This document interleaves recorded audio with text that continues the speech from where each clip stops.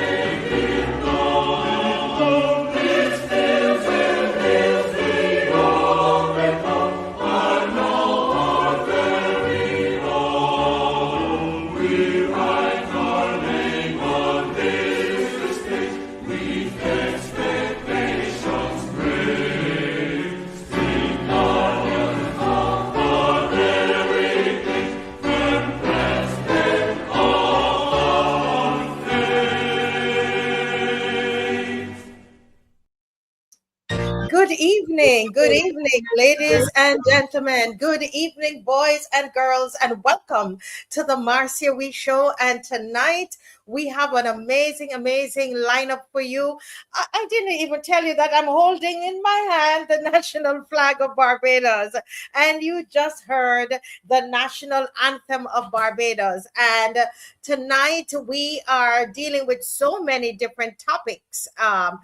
Right here tonight, but our central theme, because we're asking a major question: where should the right excellent Sir Garfield Sobers be buried? We have so many different opinions on it, and that's fine. We're discussing. It doesn't mean that anybody's going to change anything on our behalf. We are just having a discussion. And as we are mentioning, the right excellent Sir Garfield Sobers, there is a song that has been done by AI actually, and a beautiful song, a real tribute. And I know Dave is ready right now to play that song. And Dave, you can go right ahead now. All right, so let's just while we get that set up, while we get that song set up, let's just go right ahead and greet everybody who's joined. Hi, Sharon. Good evening, Sharon. How are you doing? Hello. Hey, Judy. Good evening.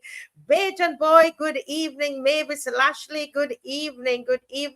Sharon, I said Sharon already, and people are already answering. People are already answering. Oh my goodness. Oh boy, it's a lot of Sharon. Monica Ince, good evening. Hello, Andrea, good evening. Mildred, Ben, good evening. Lori Bob. I'm gonna talk about Lori Bob a little later. Aretha, Judy, I'm a big girl. Yes, I'm a big girl. Oh, and Sonia Perch. Good evening, Angela White. Good evening. Okay, wonderful.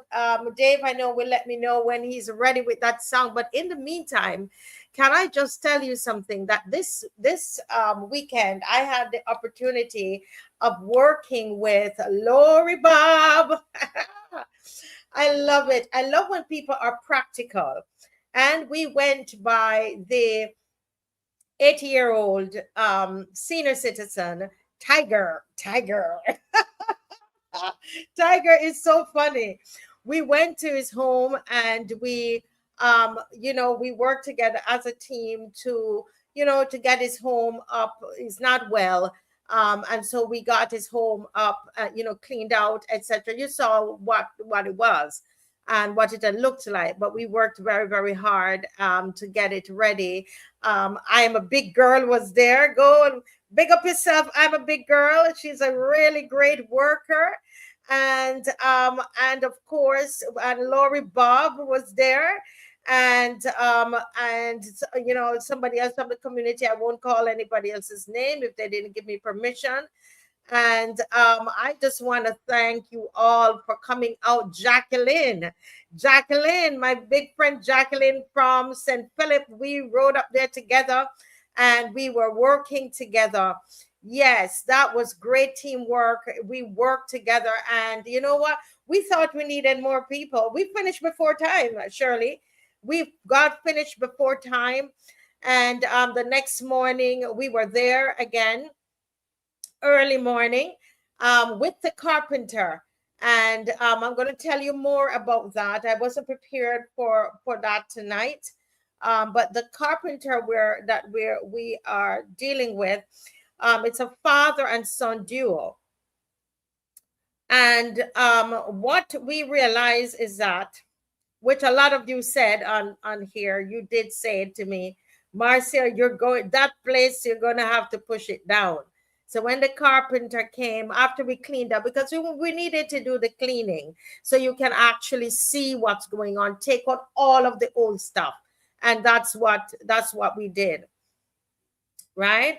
And and so Rudolph, if you're listening, and you can put in the chat the name of your company. We have something that we're putting together and it's not yet put together. Please pardon me. I don't have the name of your company right now, but we're putting something together. And Rudolph and his son, they are taking the lead in getting the house ready. He sent me a list of all that we need for the house. That was sent to me this evening at 4:15 when I was trying to get a little rest, so I didn't get a chance to put it up. But the reality is that what they have said that they will do, they will keep Tiger in the part of the house that he's in, and they will build on a 16 by 9. I think I got it right. 16 by 9. Just a small place off of, they build it on the same premises, but at the back for him, because that structure is not, you can't save it. It is his land, for those of you who are asking me. And yes, and his house. So at the moment we are getting a bed is going in there tomorrow. In the afternoon, he's going to get a brand new bed, both bottom and the spring and the top, and that is going in. Some of you wanted to donate to that. You can still do. Jacqueline. Yes, Jacqueline. We didn't come to you all for a whole lot, because a lot of you gave for the football with Dad. So I'm very conscious of that. Believe me, I am. And so the bed that we're getting, Wendy, it's how we're getting a twin bed because the room is small, really, really small, and we want to give him some space to go in. So tomorrow, the old bed is going to be thrown out. The skip is still there, and we're going to throw out the old bed, and the new bed is coming in. Tiger getting his new bed tomorrow. Tiger can't wait. He can't wait to get his new bed. Yeah, he can't wait to get his new bed. Yeah. So Wendy, it is and the company that is doing it for us, they are not, they're not there. It's a custom, it's a place that makes mattresses and makes beds here in Barbados, and it's called Soft Joy Bedding. I don't know, Dave, can you see if you find that? I know I'm putting you on the spot. It is so hot, guys. You could see me sweating here still. It's called Soft Joy Bedding, and they are giving us a huge discount on it, and giving us free delivery of the bed tomorrow. Okay, we were waiting on somebody to give us another bed. It was taking a while, and I thought, you know what? Especially a mattress, he's an older man. Give him something that is new. And we're going to, Laurie, I know, is going to go up and spread the bed up nicely, and put up the curtains. Laurie, change out his curtains, please. So this is a company that is giving us a discount, but it is still, we're still paying $400 for it. Okay, Soft Joy Bedding, and we want to promote the companies that that are helping us, and is Soft Joy Bedding is helping. We still need a company or anybody who does landscaping. We need to be able to cut around the yard so that when Mr. Maurice could go, we can then put down all the traps, all the, for the critters, the rodents, want to take care of that. So we're still looking for somebody who's into landscaping, or you might not be in landscape. You have one of those whackers, and you have other equipment that you use, and once you come in, we will all descend on there and help. I even had my girls from Elevate. They were coming to help with the yard work, So we're getting everybody involved, and I'm excited about that project, and wish we could. I wish we had all the money in the world. Yes. He can't wait for the bed. Every time he thinks that, at first he thought that we were going to just throw away his bed. He won't have a bed. He keeps asking about his bed. We're telling him, no, we're not going to move your bed, until we have the other bed. All right. When we keep telling him that, he has a little, that's his problem. He doesn't remember a lot. Strawn's Construction. Thank you. Strawn's Construction. As we're speaking, please send me your logo. And you sent me the information at 4:30. I was trying to get a rest. Not that I just lay down. I didn't get to sleep, Strawn. I was trying to rest before I came on tonight. Did not happen. So if you send me a website or an Instagram page or a logo, we're going to put it up like this. So Strawn's Construction, they a wonderful father and son duo, and I believe they're very sincere people, and they're going to work with us to make this man comfortable in his latter years. Come on, give them a hand now. Oh Lord, I feel like I'm in church. Amen. Thumbs up for Strawn's Construction. And so they're going to do a 16x9. It's just a one room, because right now the structure that he's working with his bedroom and the living room, it's really 16x9. You see why we need a twin bed, right? And yes. So we're going to be able to do that. Yes. I'm a big girl. That's wonderful. That's wonderful. That's wonderful. Yeah. So let's yeah, so we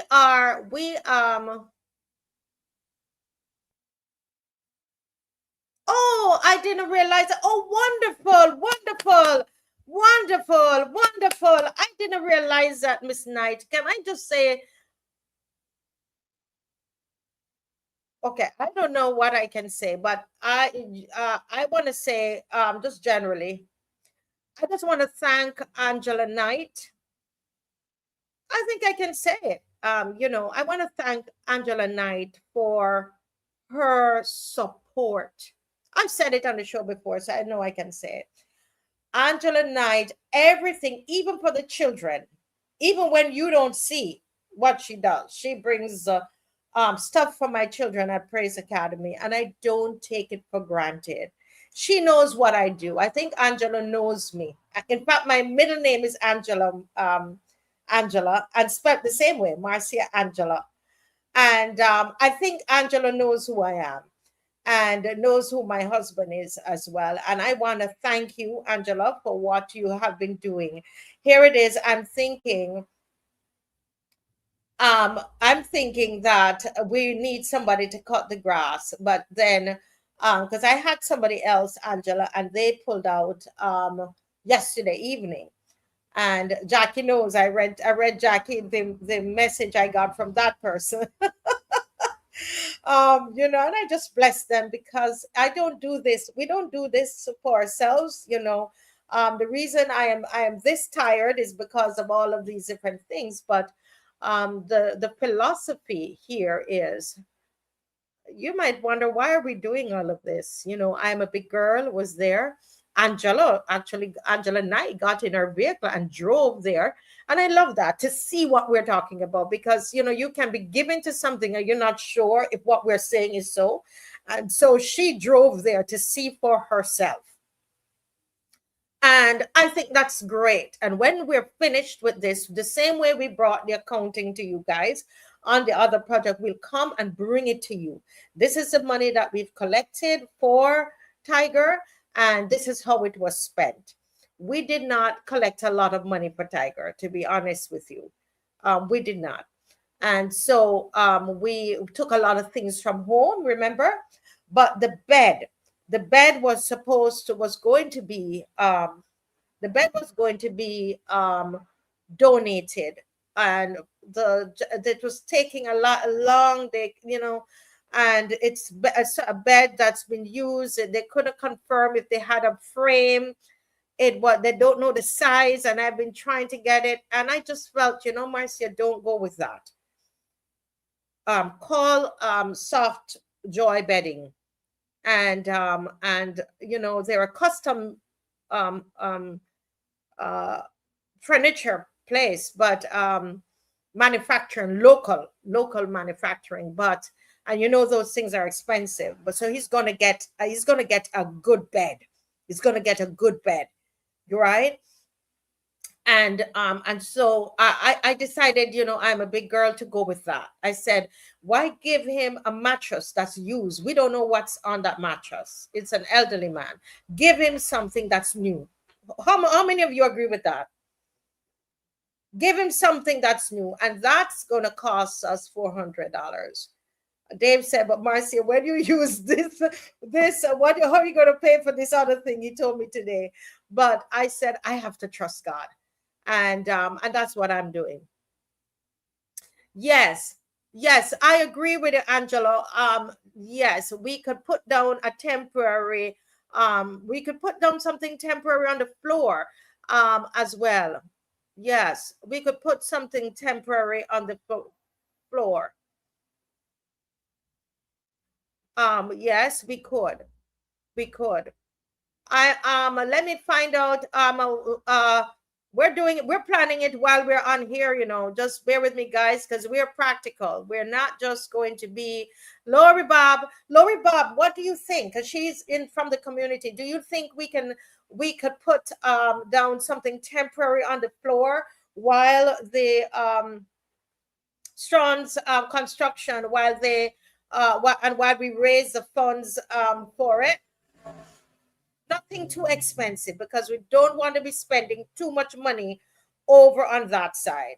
We're also going to be writing the government. There are some government agencies that we're going to write as well. And I have a list that Strong's construction company that they've sent me. I'm going to put it together nicely. And you might say, Marcia, I want to donate that part. And I want to donate that part. We're going to write to Carter's. We're going to write to H&B Hardware. And I'm going to put people like I'm a big girl and Shirley to chase it down and go up there and nag them until we get the equipment so that Strong's can do what they have to do. Right? Now, I had intended to show you guys us cleaning it out. And for some reason, the camera, I left the card from the camera. And right away, I know, because I know when God speaks to me, don't do that. Give the man his dignity. Don't show him us cleaning his house. And somebody said, Lori said, Marcia, I thought you'd have had your camera down here, but there was a reason. And anytime that happens, I know. Sorry about that. I had to open the windows. It's so hot.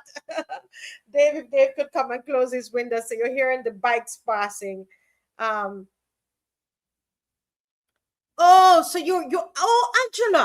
Angela, you have the Congolium. What? Oh my God.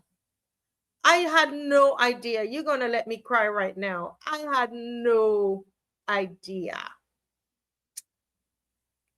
Oh, yes, we should take it tomorrow because we would like, Lori, we should put it down before we put down the bed. Right, Lori? The Strong's, can you tell us, it's 16 by 9, the entire place, Angela? So that Congolium that you brought, we're probably going to put it in the bedroom and then we get another piece for the living room. Yeah. I didn't feel I didn't show it. And I know when I'm not supposed to do it. And I didn't, because I thought about it when I came. I said, Marcia, would you have liked that? And I said, no, I would not have liked that. So I'm not going to, you have to take our word for it. If you can't trust us that we went there and cleaned the house, that's up to you. But I'm not showing that. What we will show though is when the bed is made up. Lori Bob, make sure you put some nice sheets on the bed, Lori. You change out the curtains. Lori, you're going to do that tomorrow. And after Mr. Cato goes and clean up that place, then we're going to show you. All right, where your donations and where everything went. All right, that's what we're going to do. Yeah, Shirley, when it is finished. Yes. Yeah, what you can bring and what we need, I'm going to bring something. We need to get a container that could keep his food in. If you read where I'm going with that, okay? So he needs like this dry goods, because he doesn't cook. So I'm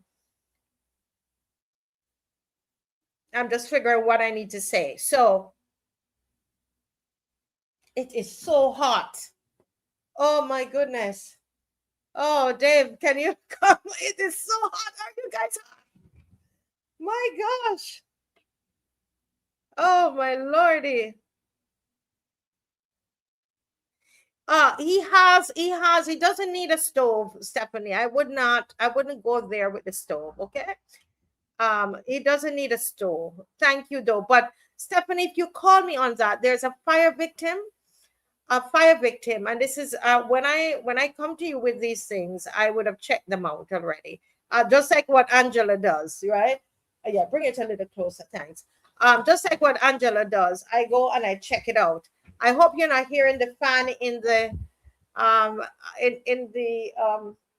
you won't hear the fan. Are you guys hearing the fan?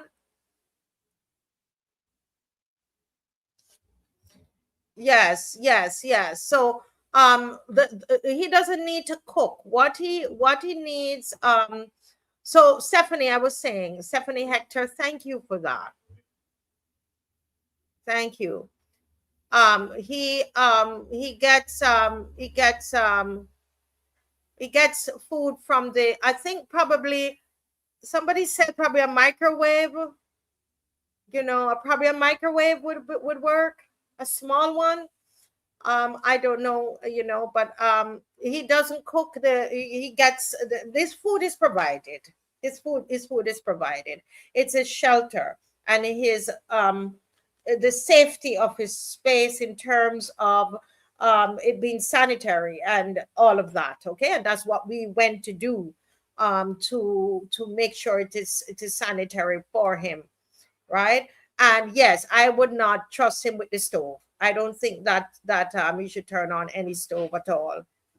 He's jovial and he seems like he's okay, but he's not well. All right, he's not well, and that is why the place is in that condition. But he's very well known in the community.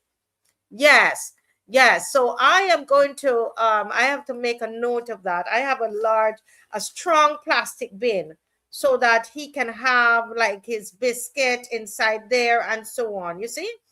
And so on. And it's shut. Um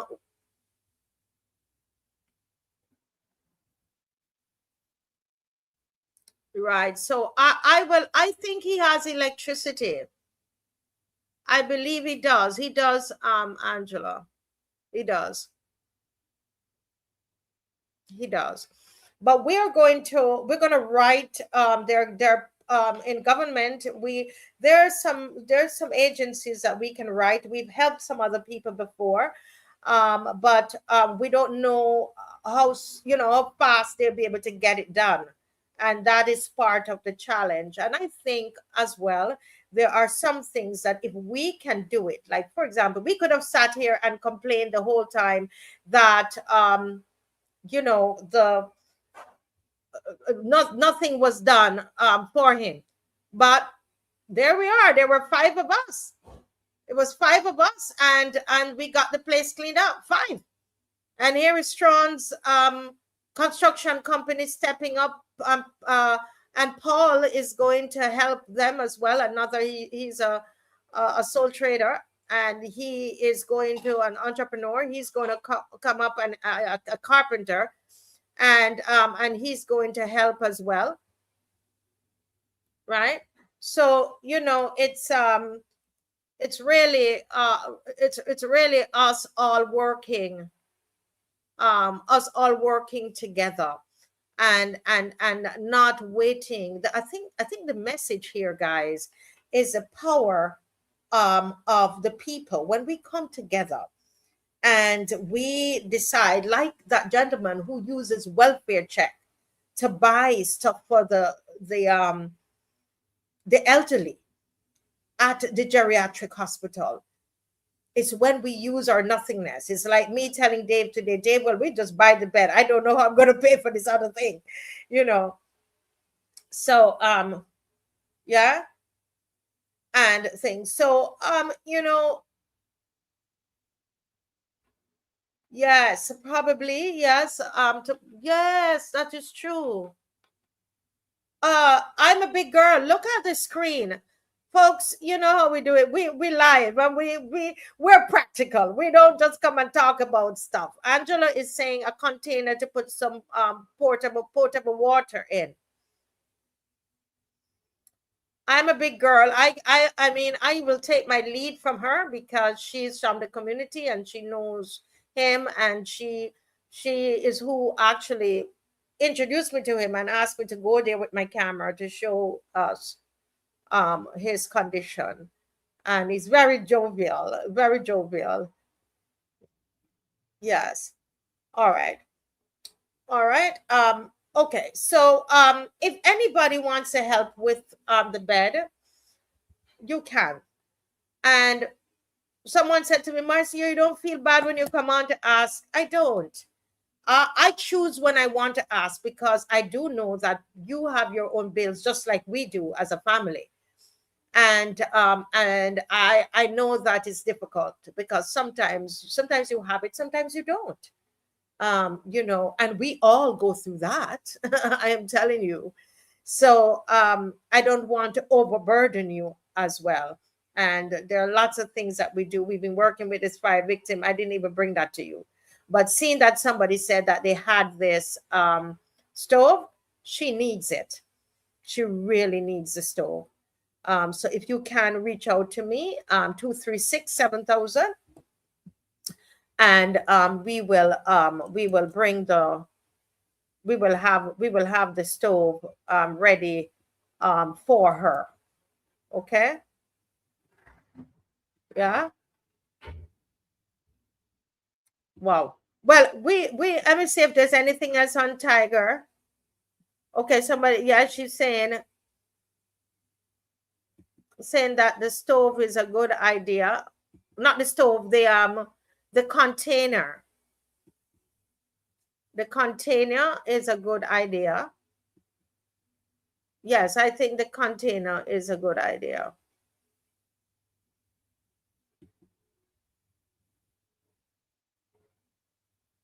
Well, Mavis, it's not, it's everybody who's doing it. And that's the good thing about this, is everybody who's doing it. Yeah, everybody is doing it. As you can see, it's happening as we speak. And, you know, and we want to do it and preserve people's dignity as we're doing that. And, you know, take the lead. You might be part of a church. Can you find somebody an elderly person in your community, and just take a day? Even the young people were willing to go. It is just that we didn't have the person to cut the grass anymore. But the young people were ready to go. They don't know to cut grass, but they were going to bag the grass. Bring the children, not children, but bring the youth along and let them help somebody. Go with your church or your group, right? Go with them in and find somebody in your community. Go and plait somebody's hair. Sometimes they live alone in your community. Elder abuse, you know, neglect is part of elder abuse. And some of you have people in your community, and that's the message here. It's not how great these people are that went to clean his house. No. It's about the people around you, the people around me. Okay, who are the people around us that we could take? It only took us a couple hours. We didn't realize. I thought we would be the whole day. When I told Dave we were finished, he said, "What?" Yeah, well, yeah, we had to throw away most of the clothes, all the clothes, really. So I have some stuff I'm bringing, so we had to throw away the clothes.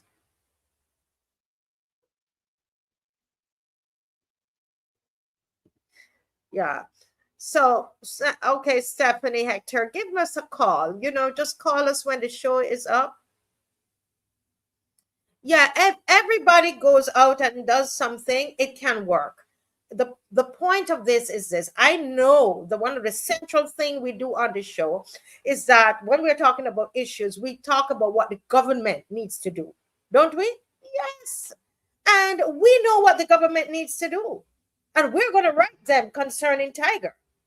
But what if the government doesn't come through for Tiger? He's going to stay there and die in that condition? No, he's not.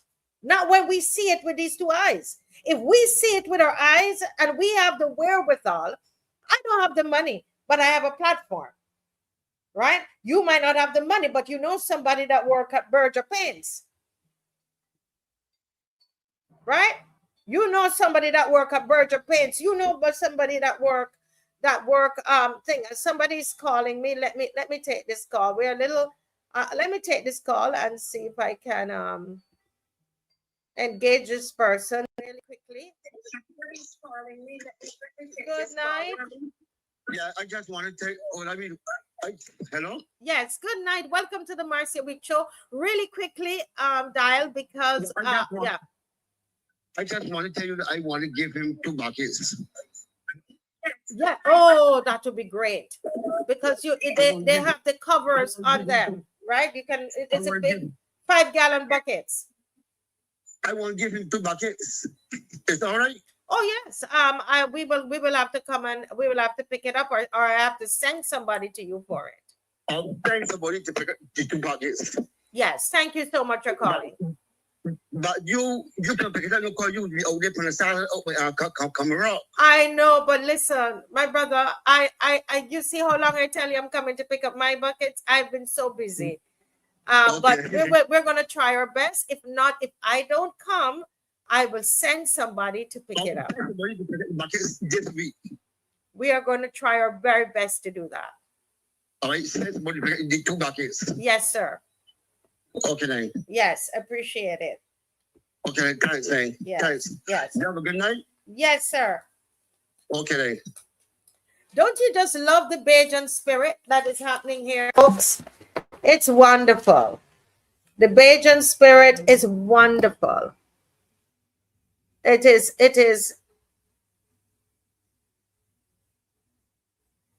Yes, he didn't have anything for his clothes. Yes, and that's why we ended up having to throw them away. Yeah. Yes. So yes, that's a good point, Angela. We will monitor it. We will monitor it. In fact, what I'm going to do, there are some people who I see are very interested. We are going to just we're going to have a little Zoom meeting with those people, because there are people who can give us advice on what to do. I've never embarked on anything like this. I spoke with Mr. Cherry. Mr. Cherry gave me some advice, but I've never embarked on anything. I did a lot of praying. Yeah. So, you know, some of you might have advice. You might not have funds, but you have advice, you know. And thank you to those who prayed because we have people praying before we go. Yes. Thanks to the caller. Yes. Yeah. The point, I'm going to make this point, and yes, Dave. I hear all of that. So we're going to do it a little bit at a time and take it one time, one, you know, and you know, what we're doing is we're putting in the house is nothing that's valuable. So anybody listening, you go in there, Tiger, the most thing that's going to be valuable inside a house now is the bed Tiger sleeping on. Okay. So you're not going to be able to get him off the bed. All right, so we just we're there, and they don't even know, move in and make claim on him. You know, you see how many of us see him. We are his guardian now. We're protecting him. Okay, we're protecting him in the natural and in the spirit. So don't worry about it. Go in and do what to Tiger? Absolutely not. We adopt him now. We adopt Tiger. Yeah. So do you know anybody at Carter's? Are you connected with H&B Hardware, Berger Paints, or any of those paint places? Anybody, you know, with a hardware, you know, anything like that, hardware store? We are going to need some things donated. If we can't get it that way, we might have to start a GoFundMe for Tiger. All right. And don't tell me that, Marcia, you don't have to do all of that. Yes, we have to do it. We have to do it. We have to do it. I don't care if he's 80. I don't care. I going to be 80 one day and you going to be 80 one day too. And don't come and tell me, oh, but what about this? And what about, you know, he doesn't have any children. So, and stop being judgment. You're either helping or you're not. Stop judging people. Because I got some messages about that. You know, you're helping or you're not helping. All right. Stop judging people. You're giving people things and then you are saying, oh, but you don't know what he did when he was younger. Mind your business. Oh, don't give it. Don't give it. That's not a cheerful giver. Okay. So don't write me with that nonsense. All of us make mistakes in our life. That's the thing. We're too judgmental. you know, and that comes with that critical spirit. We want to criticize everything. Yes, okay, the government didn't do it. So what you going to do now? I don't want to hear that anymore on concerning Tiger. We're going to write them and we're going to use this show. We're going to tell, we when we done with anybody that when they don't answer us, you know, I'm going to call them out on the show. I'm going to come and hear anybody that I write from the government, not private. If I write the government and you do not respond to Tiger, I am going to expose you on the show. For real, I will. But I'm telling you, Tiger will not live in deplorable conditions once we know and we have seen.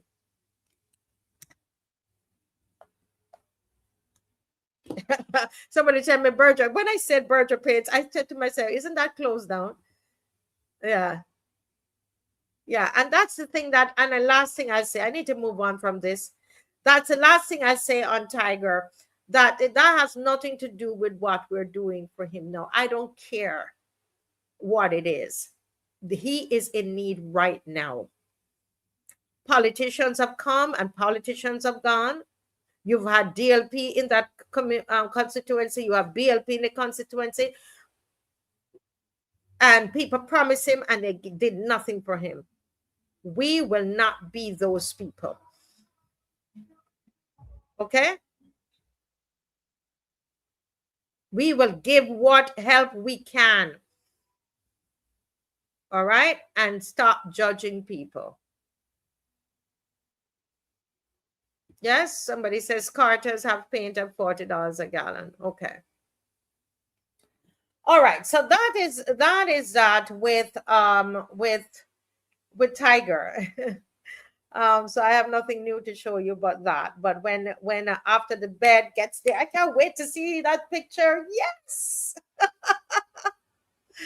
I can't wait. One thing I'll ask you. Yeah, I can't wait to see. We want to see when you're taking out the old bed, just a picture, and then you see the new bed. Okay, that's all. All right. Okay, I'm a big girl. Yeah, you know who I mean, Lori Bob. Let's just see when you take the bed you're taking out, and then we see the new bed that we have put in together. All right, that's wonderful. Go out and do likewise in your community, guys.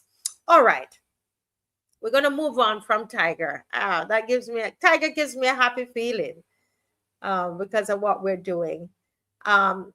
Just before we go to, we're going to talk a little bit about the Right Excellent Sir Garfield Sobers, because we have something that we are going to be doing tomorrow night for him. But before I go to that, there is a kind of a retraction that I want to do, and it had to do with something with bounty. And I think there's a little misunderstanding there, but I just want to clarify something. And it is that before I came on the show, I wasn't really sure who that magistrate was. I had a hunch, but I wasn't sure. And so I was asking questions. Did the magistrate take the notes? What did the magistrates do with the notes? And I was asking questions on what the magistrates did. If you went back and you listened to the broadcast, because I have the written down what I said actually in my notes, and I was asking, what did the magistrate do this? Did the magistrate do that? Etc. How did the magistrate actually help bounty? Well, I will tell you this. I had the opportunity of speaking to that particular person, and I want to tell you that they did everything that they could. They took copious notes, and they did everything that they could. I'm not going to say the name of the magistrate right now, not at all, but I just want to say that I was asking the questions, right? And I really didn't listen to anybody's broadcast. I know that other people were speaking about it. I learned afterwards, but I honestly didn't listen.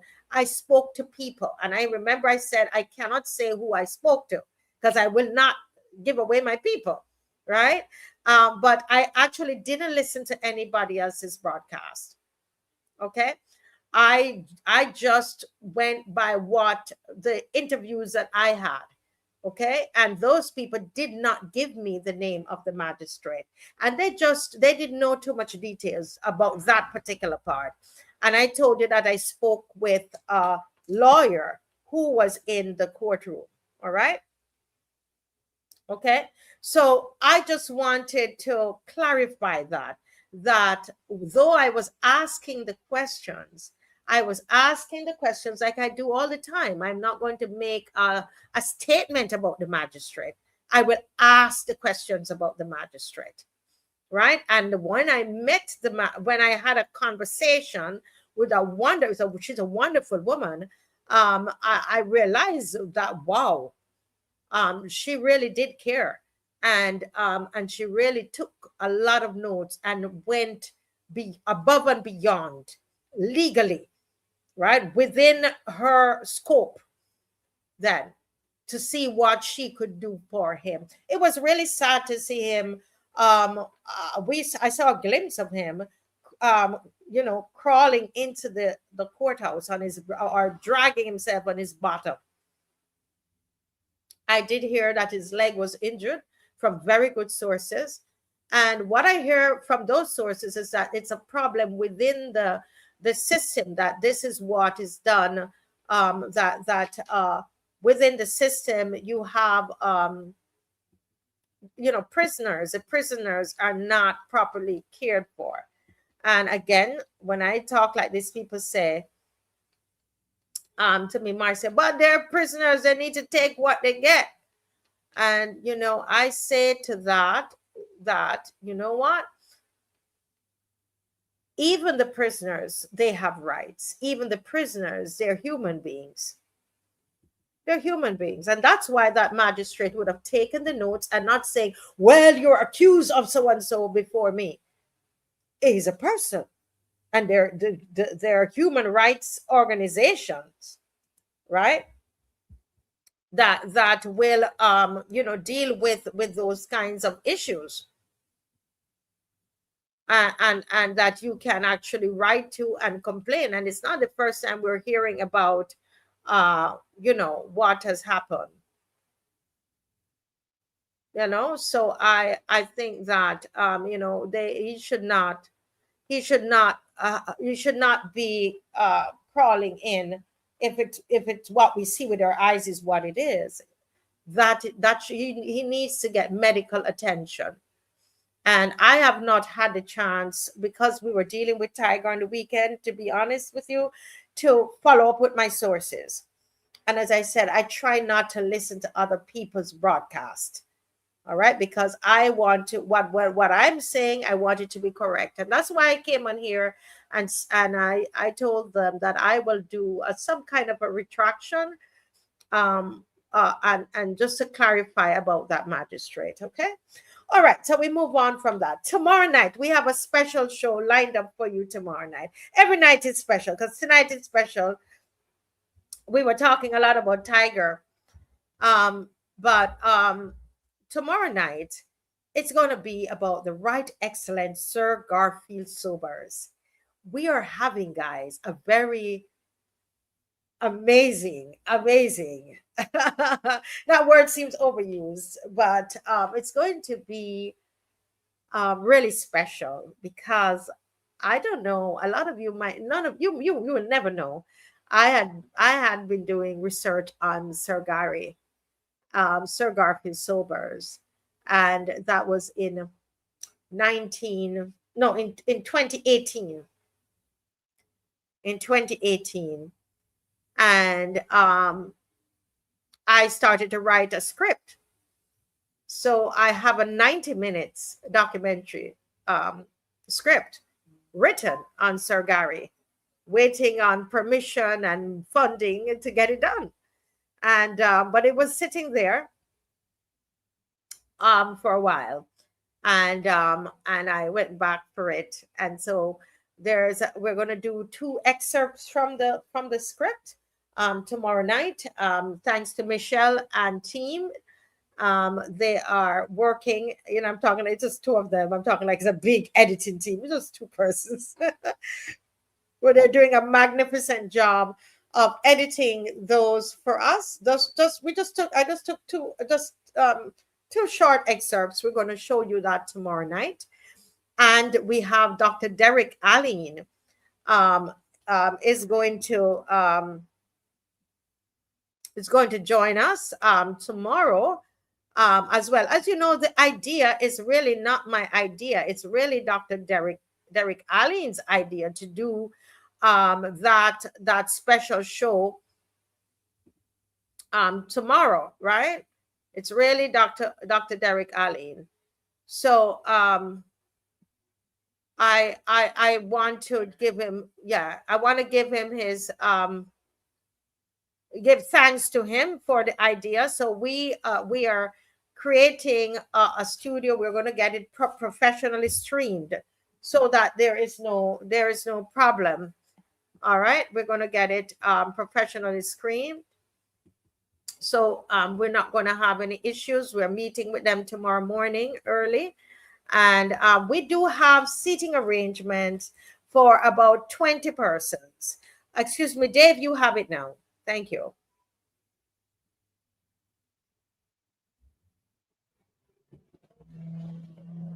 Excuse me, just trying to find my screen got mixed up there.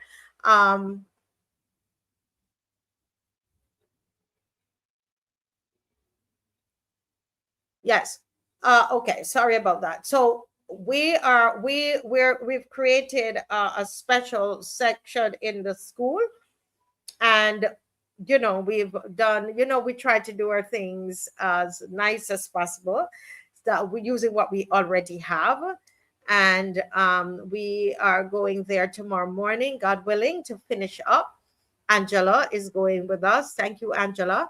And she's going to put our final touches on it. We want to thank BB Promotions, and they have donated a huge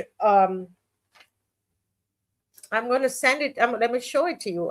That this is what has been donated, and this is going to go on an easel, and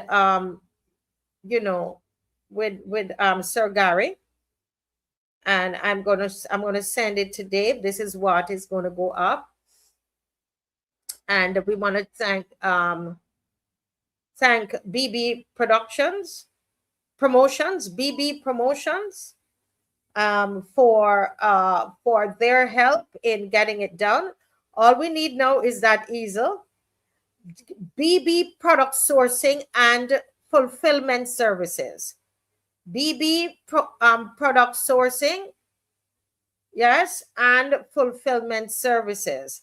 I wonder if Dave could find that. If not, we're going to definitely be showing it tomorrow.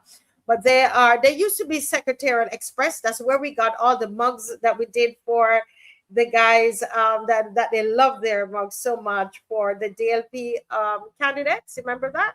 That's the same company. And this time, that's their logo there. And that's them. And they did this. That's the logo. That's them. And they did this. Now, this is going to be in the room that we're going to be, because it's going to be live. It's an in-studio event tomorrow. And the first 20 persons who come and say, Marcia, I want to sit inside there in the studio. 20. It's going to be at Column Rock, Upper Column Rock, where we had the dinner and all the different things we do. This is at Praise Academy. So it's a live in-person, right? And we're going to have Dr. Derek Alleyne is going to be one of the panelists. Attorney Hal Gollop, this first time with us. Hal Gollop is going to join the panel. And Colvin Mascoll. Colvin Mascoll, and he is Colvin Mascoll, Colvin, and I will get his name correct by Colvin Mascoll.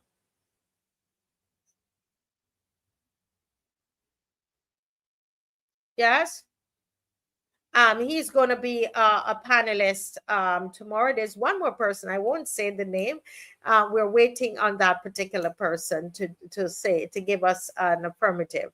And if that's the case, we will make sure we broadcast that really big tomorrow. So it's a big show tomorrow, and we're going to ask you to to get the word out on it. And if you want to be in studio, I know Judy, there's some of us we haven't seen ourselves seen each other in a long time. It would be nice to come together tomorrow, and all of us, and we will squeeze up in that little room. All right, so come on out. It's a small room, and I'm not answering you, Vihoy. Come on out and let us just celebrate. We're not going to, let's not talk any politics. I don't want this discussion to be about politics and what the government did wrong and all of that. We did no. Let's not mix things up here. Tomorrow it's about, we're going to honor this man. And Michelle, I love the work that you've done. It's so cinematic. And I can just imagine if you had the right tools, what you would have done, girl. You're a boss, Michelle. And your little teammate, I don't know if I can say who the teammate is, but that is working. You can let me know if I can say that, Michelle. I'm checking my phone because it would be interesting for people just to see, how things have been and how things have turned around for that particular individual. So you can let me know. Yes, I know. I wish you could be there too.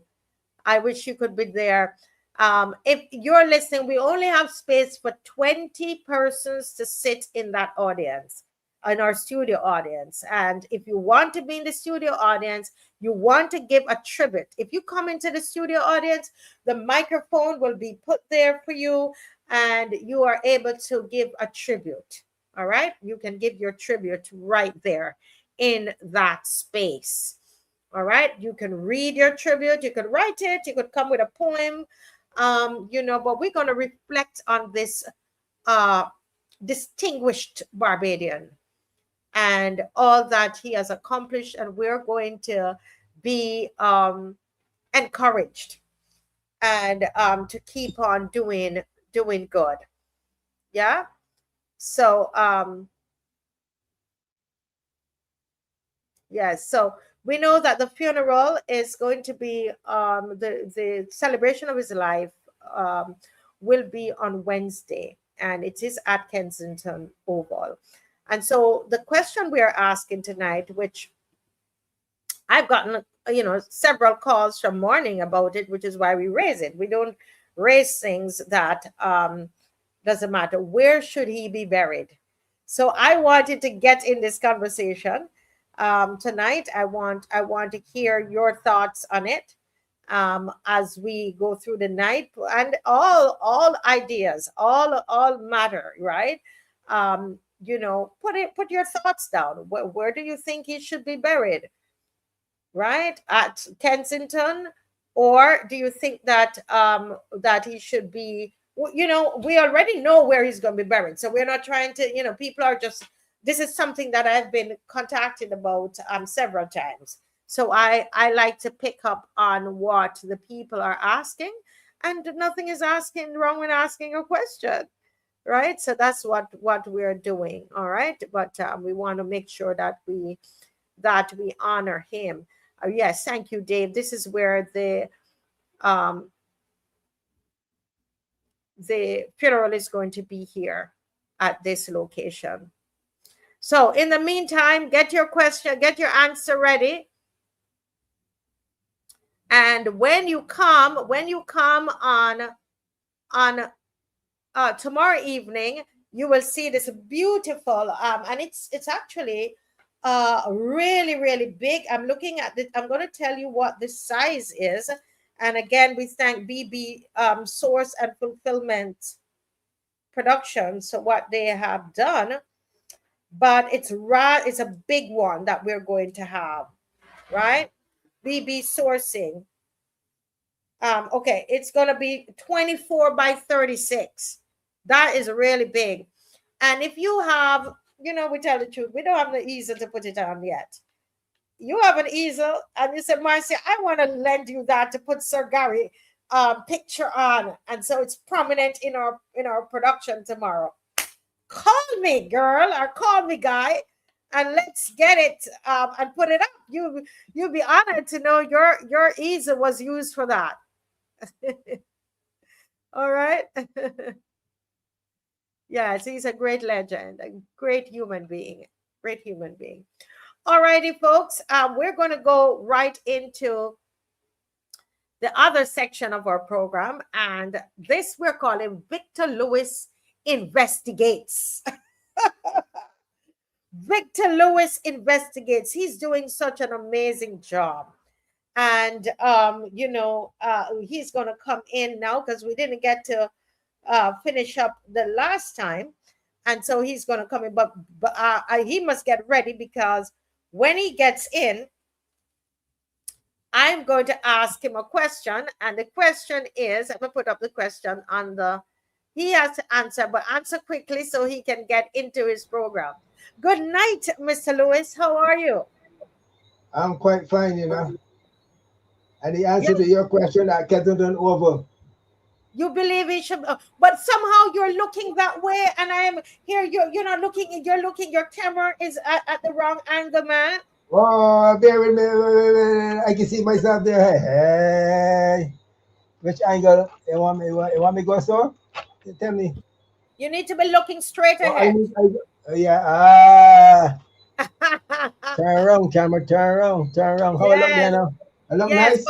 But look at the camera. Look at the camera. Beautiful. Yeah. No, look straight ahead. Look straight ahead. Yeah. Beautiful. Be good. That's it. Right, That's wonderful. it. Mm-hmm. Yes. Mm-hmm. Right. So, yes, sir. You're thinking that he should be at Kensington. Precisely. If you had your way, obviously we don't know if it's a family request. We don't know all of what went in, but you're just thinking that it should be Kensington. Precisely, and that why is that? Why is that?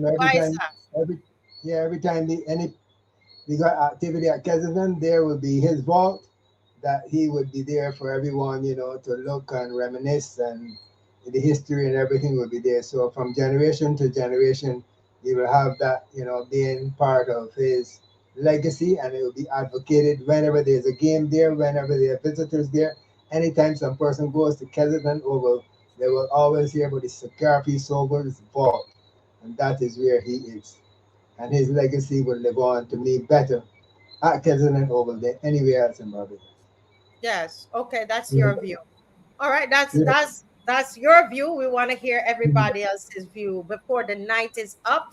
Dr. Ferdinand is going to come on at 9, and also Miss McLean at 9, and we're going to have a big discussion, and people are going to call in. But I take no more of your time. Go right ahead, Mr. Lewis. I can move my camera from here now and put it down here so that I will see you at the same time, Let me just try to move it there a bit. Right. Okay. Yeah. Let me see how it will work. Right, so there you have it. What you're looking at right now is Kensington Oval, and that's where the question is, should he be buried there? All right. Some people say, but it's not a burial ground. Why would you bury him there? But that's interesting. We'll look into that a little bit more when we restart. Okay, where you are, Mr. Lewis, go right ahead. You are. For many occasions, when you go up on top of Havlan's Cliff, right where you stand and you look at all the views of Bathsheba, on the way you stand are 3 vaults, and those vaults represent the history of that area. All right, so I appreciate, folks saying it's not a burial ground, but we have people buried all over Barbados, and it only goes to bear significance to the location and the activity. Right. You're saying, because we missed the beginning part, you're saying that even at Hackleton's Cliff, there are vaults there. You have 3 vaults right on the way you stand to look over on the Bathsheba coastal areas. And under that, you have 3 vaults where individuals are buried. And it's not a burial ground. But every time you go there, you are reminded about the location and the people who represent for that particular area. I see what you're saying. Okay, that's your view. All right, so go right ahead and jump into your topic, sir. Well, beautiful, because we were looking specifically at the report from Dr. Grenville Phillips. And throughout that report, we saw this, this whole returning comment relative to the fact that the work done on that particular house, Paulette Graves, is one that is clearly demonstrates poor workmanship. And that has been repeated and repeated significantly. And we dealt with about 14 items there. And I think we were down to number 10 or 11.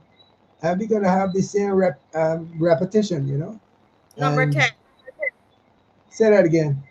I'm agreeing with you that we were Yeah, at number yeah, 10. we're going on to number 10. And we are saying the same thing throughout. If you can scroll down to number 10 for me, Dave.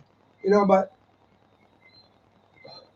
the more I get into this matter, Marcia, right? The more I get into this matter, the more I am seeing a delinquency relative to this particular incident. And Yes. delinquency on all levels, out of plumb walls. And the photos there at the bottom you will see in a minute. The walls were 37 millimeters out of plumb, 37 millimeters out of plumb. And that is practically maybe an inch and a half or inch and a 3/8 as the case may be, out of plumb. In the east-west plane and 18 millimeters in the north-south plane, the maximum plumb tolerance is normally around 6 millimeters, about quarter inch. In every 2.4 meters, you can have that amount of deviations. The But walls should be Louis, can you reset. explain what is plumb? Because people like me, I don't understand Plumb what is. means vertical, 90 degrees, 90 Ah, degrees, 90 degrees to the plane.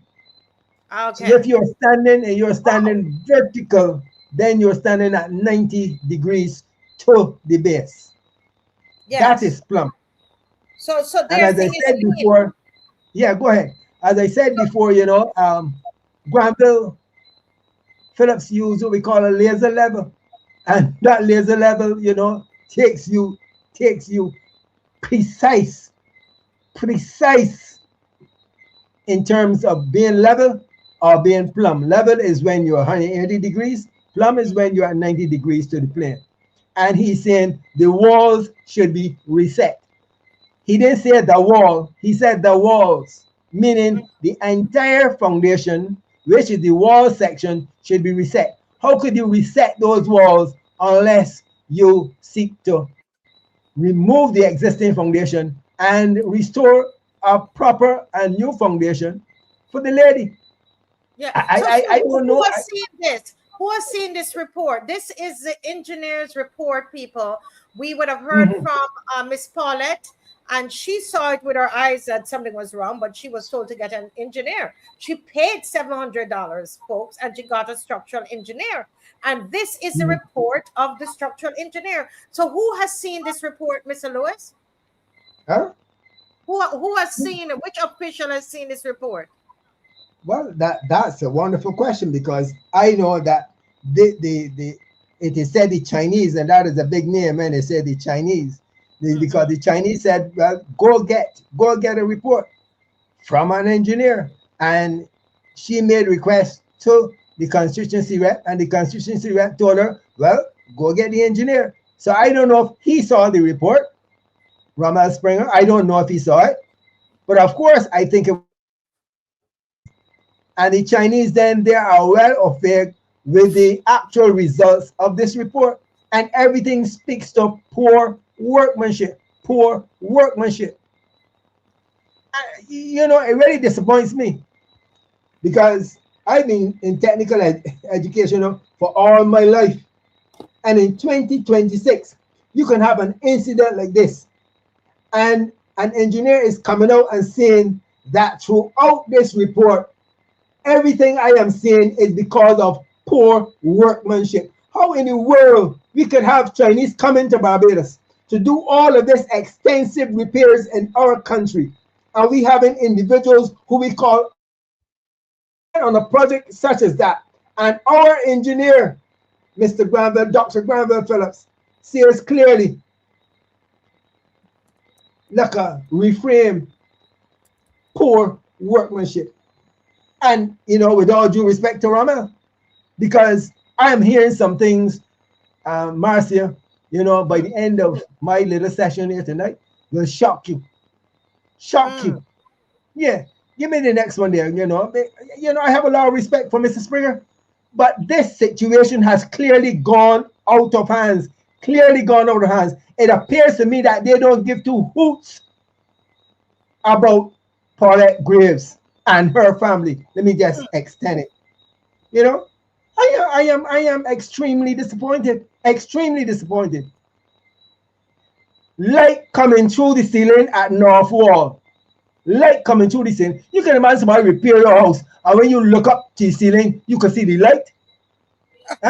In 2026, in this country we call Barbados, and we are bringing in people who we call artisans to do work in our country. It's rather unfortunate. The ceiling is not sealed, which can allow vermin entry. The rats, the mice, the birds, and whoever want to enter, there's a door that they left in the roof that all the vermin can come in. The ceiling should be sealed. You think that in 2026 we should be saying to artisans in this country that a ceiling should be sealed? That you don't want to leave a ceiling exposed for the rats and the mice and the cockroach and all the above to come in? So I mean, I Number can't 12. believe I don't want to believe that the MP who's there to represent Paulette. To represent, and that Mr. is what Marcia. I mean, it hurt my heart. It hurt my heart.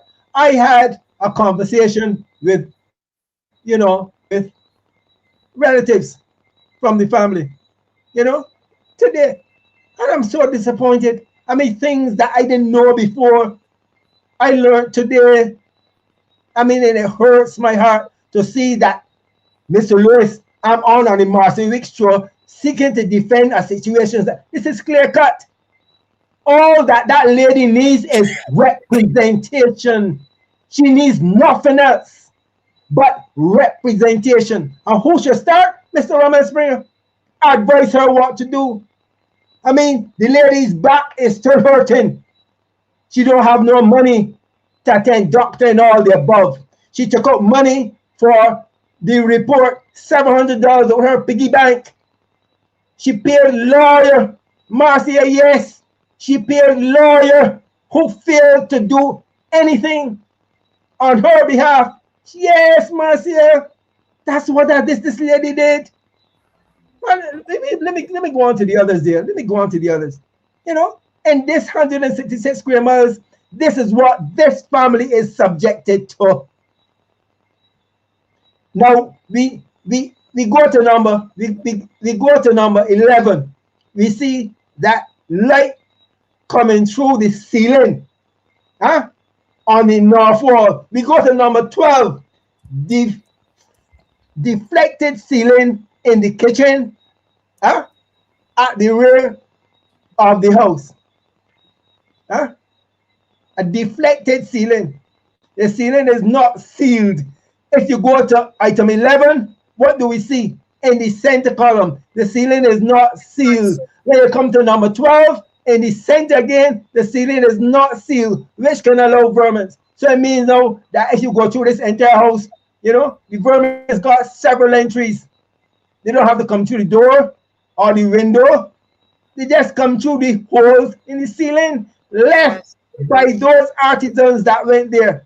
That clearly Mr. Phillips can say to all Barbadians that these individuals demonstrated poor workmanship. Go to number 13.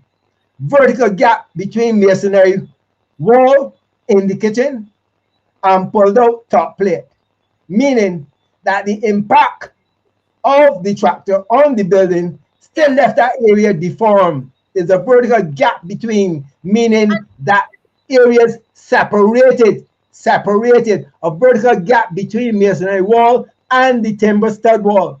So between wall and wood, there's a gap. And they, not even that, they fixed properly. Mm-hmm. And Look they at them. delivered this house to her. But look at the comment. Where the excavator impacted the front, which is the north side of the house, there appears to be deformation of the wall at the rear. Well, you ain't got to be a rocket scientist to say that. No, that is clear. A big tractor coming down Colvin Hill is extremely steep. Extremely steep and long. You can imagine that mass coming down Colvin Hill with no brakes, colliding into the north side of the house, and there's no damage anywhere. There are lots of damages. As we go up to item 12, you know, there's a gap still remaining at the rear of the house, and they went up to repair the front of the house when there's damages in the foundation, there's damages all around the house, and we agree with Paulette 200% that house must come down and be rebuilt. Yes. Yes. And I don't know why it's taking this long. Rommel Springer, have you seen this report, sir? Rommel Springer. Go back to it. Look at that. I mean, we don't want to take the tire alone. You ain't got to bring the tractor. Just allow a tire to roll off and come down the hill. And you know the kind of impact that caused on that house. And what hurts me most is that we have a lady who is like me, you know, in our young age, Paulette, you know, and she's in her house, sitting down, relaxing, big tractor impacting her house. All right now, this lady is still suffering and pain. And when I say physical pain, I mean physical pain. She speaks to me on all occasions about the pain that she's going through physically. And of course, I do believe it's also mental. And it is frustrating. It is very hurtful that in 2026, we can have Mr. Springer who will step out and give this lady advice. He may not be a lawyer. Huh? He may not be a lawyer, but he can point her in the correct directions. Give me number 14 there, Dave. Man, this thing hurt my heart. You know, very, very disappointing. The deflection and creaking at the entrance to the northwestern bedroom and unstable floor supports. This oh Lord have mercy. Bear with me, Marcia. Deflection and creaking at the entrance to the northwestern bedroom and unstable floor supports. So if the floor supports are unstable, that's the joists. That's the pieces where they nail on the form ply to. Okay. That lady had her nice, expensive marine ply. That the lady had her expensive marine ply on, and now they're putting on form ply. I mean, that's extremely disappointing. The creaking and deflection are likely to result in inadequate floor supports, which were found to be unstable. Let's excuse me for a minute. Me call you back on thing. Yes. Yeah. Right. Creaking and deflection are likely to result. The creaking and deflection are likely a result of inadequate floor supports, which were found to be unstable. So you can imagine that these folks looking to hand back over a house to Paulette, that Mr. Phillips, Dr. Phillips, found in that unstable floor supports, and the floor supports would very much likely be unstable because the foundation is not level, it's cracked. It is in bad repair. And we support this lady 200% for not accepting that house. The floor joists should be supported by stable and adequate supports. Now, what supports the floor joist is the foundation, which must be a floating foundation in that area. And if the floating foundation, because of the impact of the tractor on the house, is now in bad repair, remove the entire foundation, replace a new one, and replace the house back on top of that foundation, and then hand the house over to the lady. But of course, everything must be plumb, everything must be level. There must be no cracks or creaks or windows in the ceiling. But what disappoints me most, Marcia, I mean, all of that hurt my heart. What disappoints me most, and this is only, that might not be the correct word, look. That might not be the correct word. There are many disappointments, extremely. What is of concern to me is the amount of effort that this family would have made thus far in seeking to communicate this matter. In my conversation, they're saying that they went to the Prime Minister's office. The Prime Minister's office, Marcia. That is where they went. They ended up in the Prime Minister's office handing in documentation as to what occurred at Coggins, giving a clear history of all activity, transactions, and otherwise relative to this incident to the Prime Minister's office. I mean, I am still looking for evidence to that because, you know, I was informed that they visited the Prime Minister's office. I don't know if it's the actual office or the building, but in any event, they were asked to submit information, and they submitted it, and nothing has happened. So you're These telling me folks that hold on a bit, Marcia, hold on a bit. They went to a lawyer in Barbados on a matter such as this. The lawyer took money from them. Concerned, the lawyer did nothing. Nothing. These folks wrote national housing. I sent you a little clip there, Dave, yes, tonight. Dave, you know, Dave just pull that up. You know, these folks wrote national housing on this matter.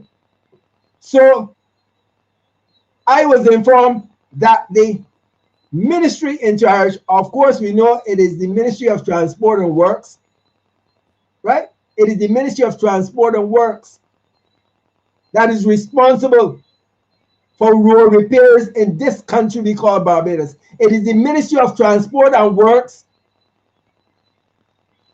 that gave or is responsible for the Chinese to be here in Barbados on contract to do repairs.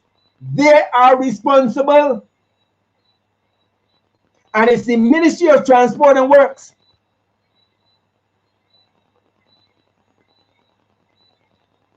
that they're communicating information to. But, you know, of course, now I am looking for paper trail. Yes. You know, individuals are going in, they're telling them to hand in documents, they're handing documents, but my question is, where is the paper trail? So everybody ducking and hiding. But this one.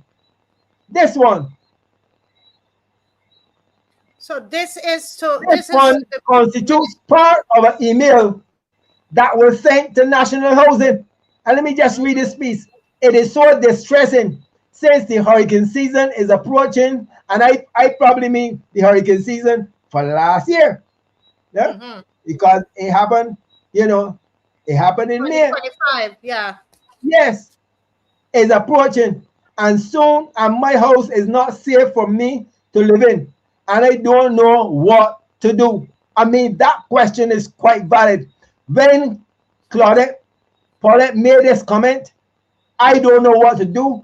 I have concluded that Paulette has been knocked around in this country we call Barbados, and at this stage, it appears to me that they, meaning the entire family, don't seem to know what to do, because they said, Mr. Lewis, we have been all over. They've been to the Prime Minister's office, and I was informed that the minister in charge of roadworks, MTW, said that he wants to report on what is going on in Collins. Okay, can you pause there? Let me Go ahead. because that minister now is Kirk Humphrey. Yeah. But before him was Cynthia Bradshaw. Yes. But both of them, I was informed that both of them are au fait with the matter, and they have done nothing. So you're saying that Kirk Humphrey knows about it, knows about it. Cynthia Bradshaw knows about it. Rommel Springer knows about it. What about the Minister of Housing? But Marcia, it has been all in the media, it's in the nation. You know, Maria Bradshaw wrote about it. She's been echoing it all throughout Barbados. She, of course, has been, you know, the person who is standing up for Paulette. I mean, I've seen it on Facebook. I've seen it all over the place. You want to tell me that all of these individuals, 30-0, cannot see this particular matter being a matter of concern and ask Rommel Springer or the minister in charge of national housing or MTW to step in? This family needs guidance. I mean, I can't put it no other way. Somebody's saying, what about the ministry, the Ministry of Foreign Affairs? Because wouldn't they have some governance or some relationship with the Chinese being brought in here? Listen, I was also informed that the Chinese, they have a lawyer, a local lawyer on their side. You with me? Who obviously should be able to take up that report and objectively do an analysis of it and clearly see within his office or her office that something is wrong, definitely wrong. She's been living now with her daughter, not a cent for accommodation, not a cent for accommodation. I would have been informed that they made some effort, but this lady needs now, you know, cash in hand. She had to pay the engineer $700. She had to pay lawyer. She had to pay doctor bill.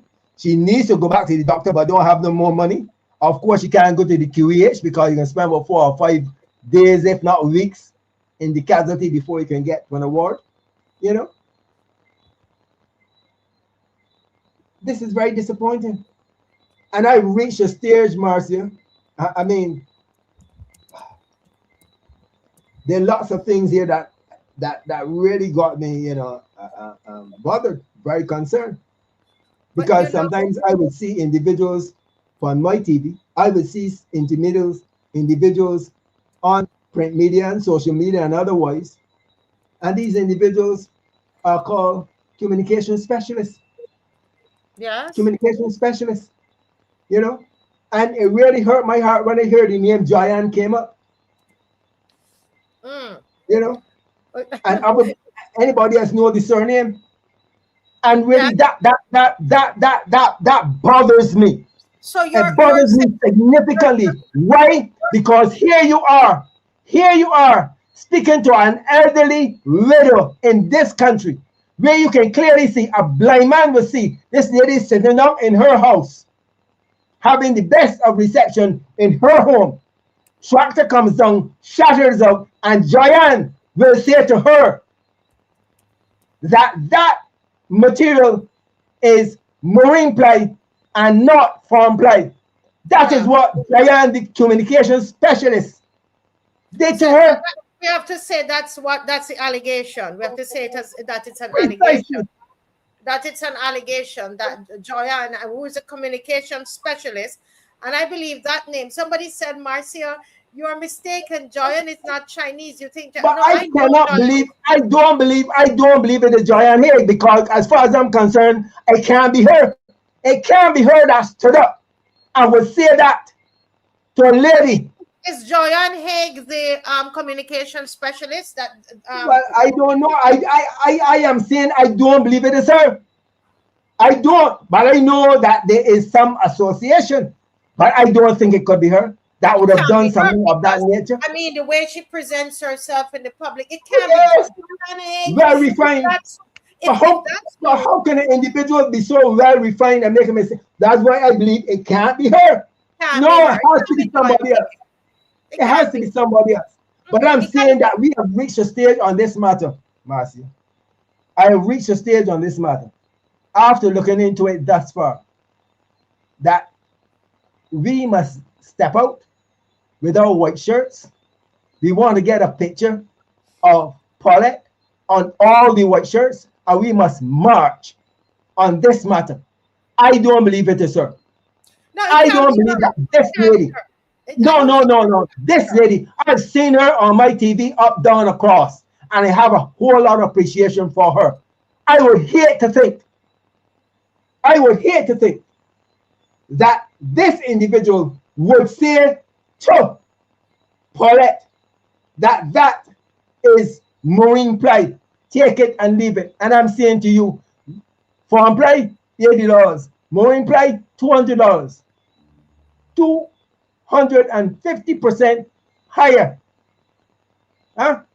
And you could say to me, that you would communicate with a widow, an old lady who's trying to make ends meet, and you will seek to tell her a lie when you know within yourself, not that you made a mistake. You make no mistake. You know. Yeah. Well, guess what? We only, believe it or not, it's 8:34. We have Jason Phillips to come on. We're going as often as we can get you on.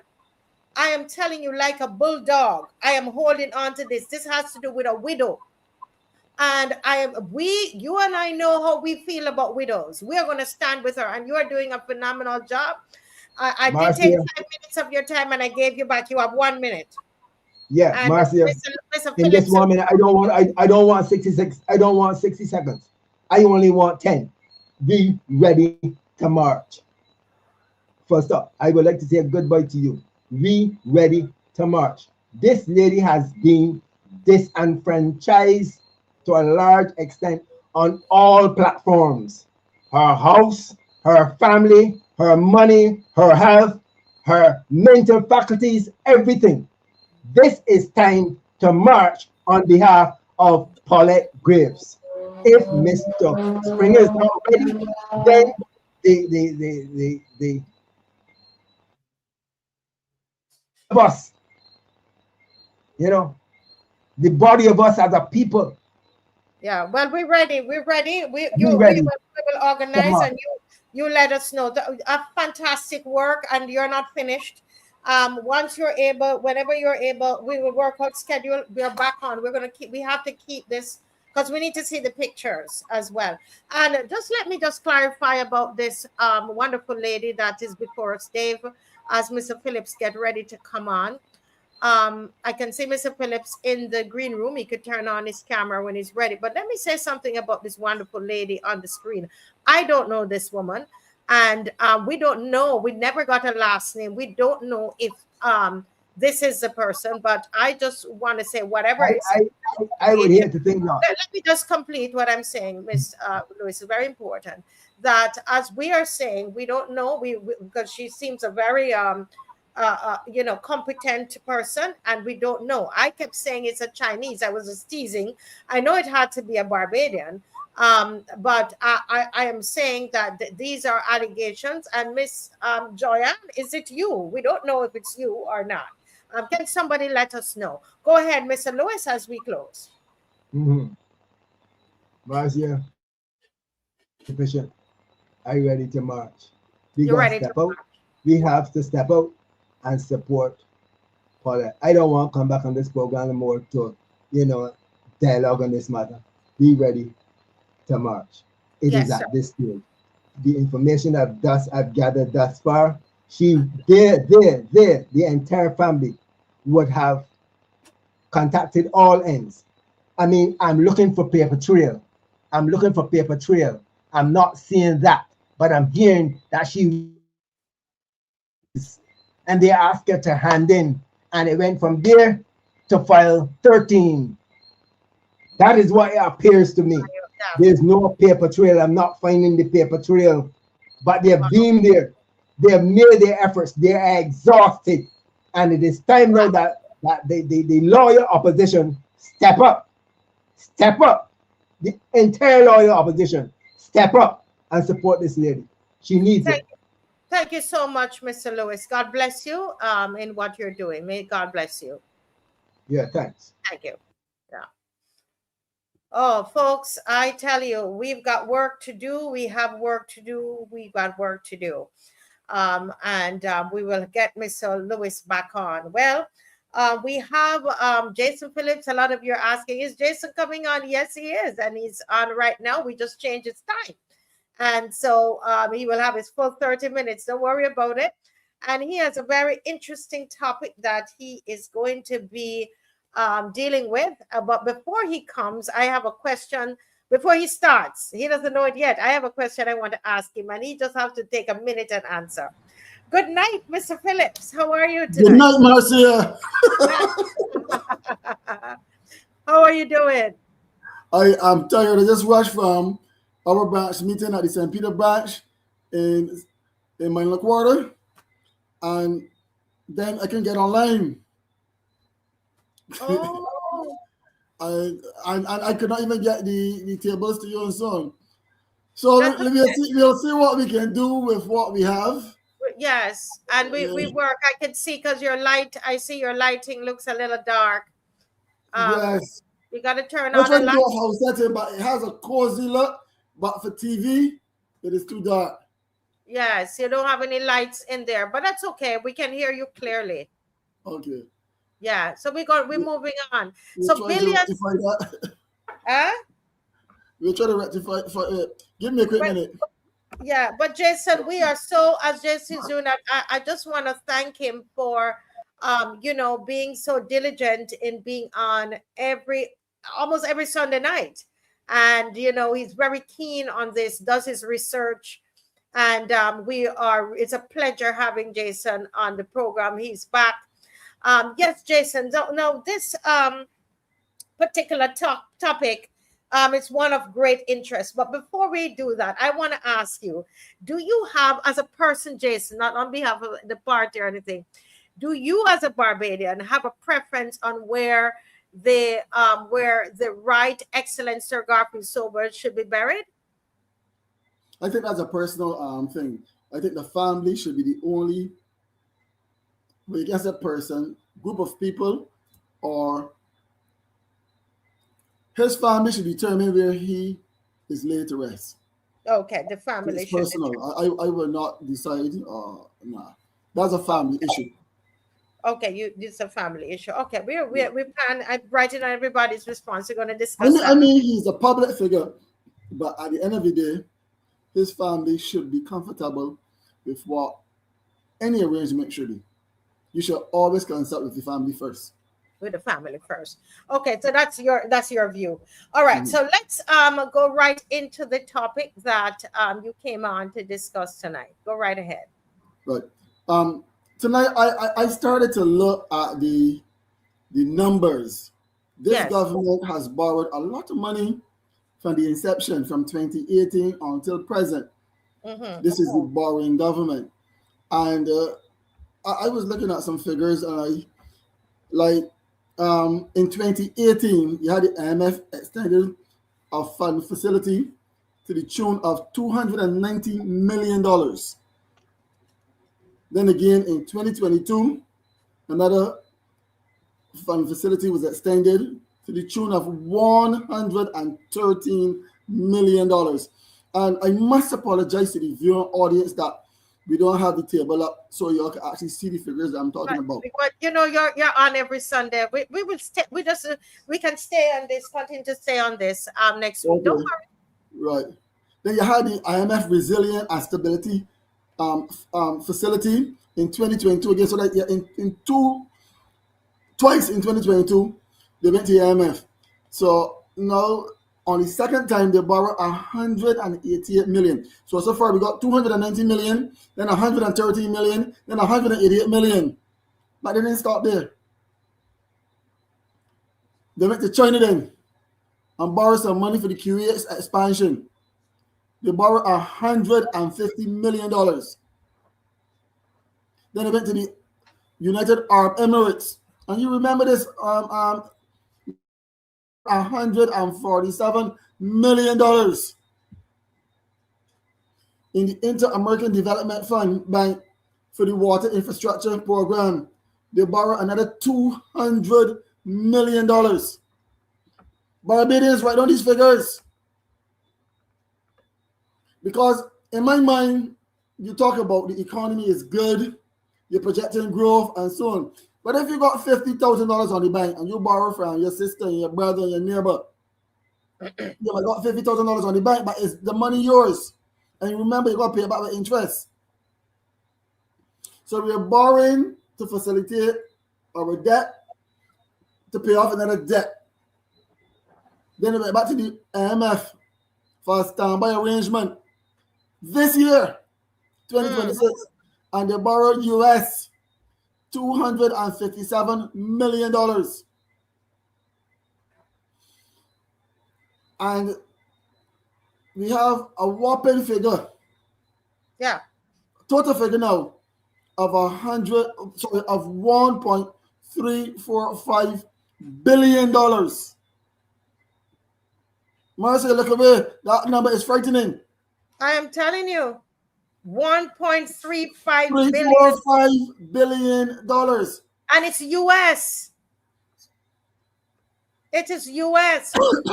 Right? Guys, can we even say it's 1.35 billion US dollars? So somebody corrected us and said 1.345 billion. 1.345 billion.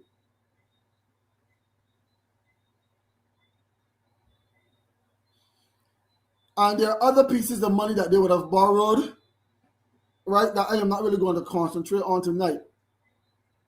And I'm not even going to go too deep in the figures because we don't have the charts, and I just want to be calling numbers as though we're pulling numbers from the air. What Barbadians are asking this government? Are Barbadians better off today having borrowed so much money? Are the roads being paved? I'm not concerned about the wrong roads that they do for sure. Yeah. When we drive across the length and breadth of Barbados, how many streetlights are not working? In St. Peter alone, I drove on the bypass road from Roeview. Those of you who are familiar with St. Peter, as you enter into Spikestown from Roeview, yes, and you drive to Diamond Corner, that's about a mile. About a half mile. If they have 250 lights, not bad. Let's say they have 200 lights on that stretch of road. I guarantee you, and I'm not kidding, go and see tonight. About 4 lights working. Wow. So about 197. If you have 200 lights on that road, 4 working, you have an intersection around about as you enter Roeview. So as you enter Spikestown, from Roeview, coming from Bridgetown, going north. So as you enter Spikestown, there's a roundabout there, and not one light working. And we borrowed over $1 billion. Where is this money going? Are Barbadians better off? Is the QEH functioning better? Is the water problem in St. Peter, in Baskerville? Is the water problem in St. Lucie fixed yet? There's still major issues with water in Barbados in the north of the country.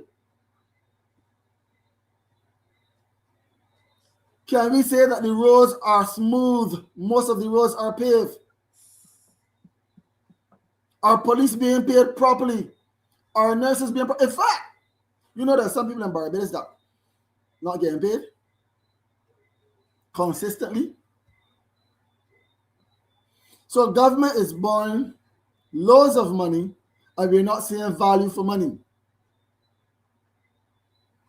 And I told you on the last time, I told you that the last time I was on the show that just over 94% of this money services debt. Now, in all fairness, I would admit that the economy grew approximately 3.4% in 2024. And the estimated growth for 2025 was 2.7%. And it is projected that this year growth will be 2.2%. But I'm hearing in the pipeline that growth is only about 1%. And some people's arms are being twisted. But Jason, the question is, which we have been asking, is if we're talking about all of this growth, if we're growing, if the economy is growing so well, and it is growing above the expectation, above the target that is set, why are we still borrowing? And why is it that our middle class is dwindling? We're not feeling the benefits of this economic growth. We can't see it. We can't feel it. We got to see where is the money being spent and with whom. The middle class of Barbados is a group that it doesn't really get any assistance from the government, and the salaries are not keeping pace with inflation. That is the issue. The prices of things in Barbados are outpacing the wages. And a good example of that was we had a energy hike twice in 2 weeks, where £100 cylinder of liquefied petroleum moved from $160 and change to $180 and change, which was like $22 or 40% increase. We had the same thing with the 22-pound cylinder. In fact, all of the gas. In fact, now we're talking about gas. You wanted to correct something that I said, I think, on the last time about where we get our gas from. Well, Barbados purchased gas from a number of places. We would have in the past purchased from Venezuela. That's a fact. But we mainly purchased our energy from Trinidad and the United States of America. But we tried to buy gas from wherever we could get it from cheap. Right? But primarily we purchased gas, our energy, from USA and back then Trinidad. But we would have purchased on a few occasions from Venezuela too. So it's not completely incorrect to say that we don't purchase from Venezuela because we would have done it before. Right? But it's just currently, it's mainly the US. Currently, yeah. If you want to put it like that.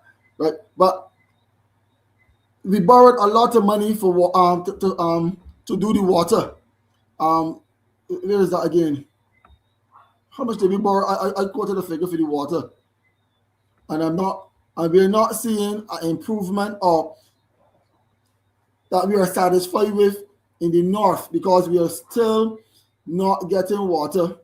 Or the quality of water we want. We start not seeing the quality of roads. So the government must come to Barbados, to the Barbadian public, and explain to us, after borrowing $1.345 billion,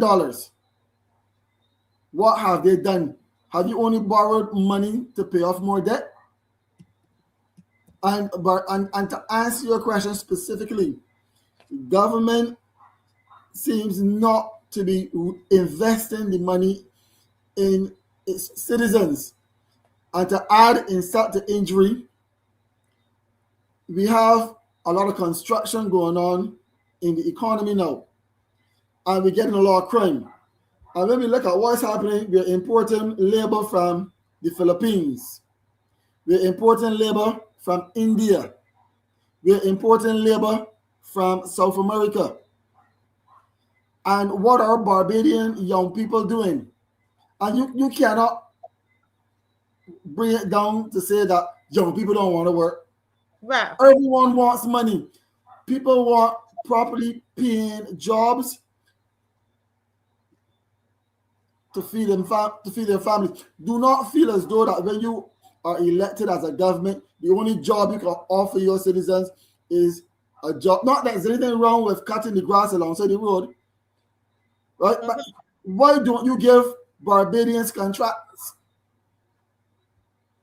You might give a few, but you have to start employing your own people, because after a while, when you import a lot of labor, when you import a lot of people from foreign, I don't want to use the word foreigners, but when you bring in people from other places, it creates a civil problem.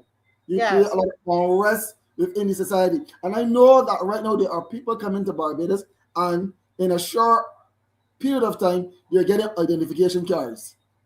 They are given work permits. And I'm not lying on anyone. Go to any gas station in Barbados and listen to the accents. Go to the supermarket. Go to the supermarkets and look at the security and listen to the security guards talking to you, or the banks. We are not hearing Barbadian accents. We are hearing foreign accents. What is the government doing? Is the government investing some of this money in its own people? And if are they doing enough? Barbadians are not comfortable in this economy anymore. There was a time in Barbados that people, a man or a woman could work for $4,000 or $5,000 a month and pay a mortgage, pay for a car, and put petrol in the car, and in the summer go for a vacation. Today, 2026, you have a husband and wife living paying a mortgage, paying for a car or two cars, paying for fuel, buying fuel, food, and they don't have anything to save at the end of the day.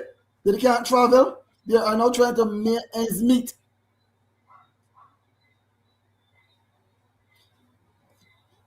We are not seeing the benefits. And listen, when these hotels go up, and a lot of these hotels are owned by foreign investors, people from Canada, America, and England. And let's say you have an all-inclusive hotel. The tourist living in England and Canada and America pays for the hotel in their own country, and the money remains outside of the island. The money coming on shore, especially in the all-inclusive hotels. What we are getting is these crumbs. Why is it government investing in a more productive sector where Barbadians can reap some of the benefits? And I expanded, why don't we have a mini hospital in the north? And don't tell me you can't afford it. Because you had a hospital in St. Lucie during COVID. Government must partnership with private sector people. And if someone wants to own a hotel in Barbados or want to do business in Barbados, government should try to make a law to legislate policy that they must couple or work with Barbadians. I don't know what the arrangement will be. If it be 50-50, 30-70, 60-40, 25-75. But Marcia, you don't feel that if a man or a woman come to Barbados to invest in a hotel that can make millions of dollars when the year comes, you don't feel that a Barbadian should be allowed to buy into that business? Correct. So I think in Barbados. Yeah, you can marry some of the policies to that, what we want to see happen in Barbados, because some of the profits remain in Barbados. Yeah, I think so. And as you're talking about tourism, one of the reasons I think that we're hearing about this, the economic growth and that it's growing, more than expected. They're saying the economy is growing because I think it's where the growth is concentrated. So we're focus a lot on tourism. So we're seeing the growth is being driven by sectors like tourism and construction. Large investment. But what about it, Jason? If we were to, as a country, we would say, okay, let's begin to focus on agriculture and food production. Do you think then that Barbadians will be able to feel the economic growth? Yes. Yeah. When I was canvassing in St. Peter, I spoke about this openly, and I don't mind if the government of Barbados in 2026 borrow my ideas. For example, we have the school meal service that is going to take produce from you. We have the prison that's going to take produce from you. We have the hospital, and so on and so forth. Why can't the government of Barbados give a small enterprise or medium enterprise a contract? Say to a man in Black Bess, St. Peter, I want you to grow $10,000 worth of lettuce on a weekly basis. That man knows, or that woman knows, that he or she could plan to earn $40,000 a month. And with that kind of income, that person would hire some people and we would generate employment within that community. Someone is doing lettuce, another person doing string beans. Yes. The guy in 6 months, we want $10,000 in pot fish. $10,000 in pot fish is nothing. That is not even enough for the school meal service. So we know we have about 100 people doing pot fish and getting $10,000 a week. We got another 100 people somewhere else in Barbados doing string beans, $10,000 a week, and lettuce. And that's just being simple. Yes. But give our own people, especially young people, some contracts. The summer vacation now. Mm-hmm. We have the Alexandria School. Give a guy or a group of guys that are going to form a company. Why can't they paint the outside of the Alexandria School? Another group paint the inside. Another group do some plumbing and refurbish the inside of the hall or a few bathrooms. Move on to the Quadrampari School. And I'm talking about St. Peter specifically because I believe that horn drums must beat first. You must bet who bet you. If they don't do it, when I become the member of parliament for St. Peter, I will be insisting on these things. Whether or not we form the government, we have to employ our people. What we're doing now, we're importing labor and we are not paying attention to the needs of our people. We have to listen to the people of Barbados, the citizens of Barbados. But when you bring in people to work, how you will feel if you live in a house and your mother cook a pot of food and invite the neighbors to eat and serve them before they serve you, and what is left by is scraps. That is how we are being treated as Barbadians in Barbados. We are inviting people to come here and work, claiming that Barbadians don't want to work, giving foreigners all the work, and then Barbadians are left to fight to survive in this country. And you know what we want to do? We want to put them in prison. We want to treat them like foreigners in their own country. And it's not good enough. Not for borrowing US $1.35 billion. And that's only the external debt. I ain't talking about the internal debt. This government is borrowing from any and everyone that will lend them money. Mm-hmm. I'm trying to say that they got a lot of money, a lot of reserves and so on. But I know when you borrow money, you have to pay it back.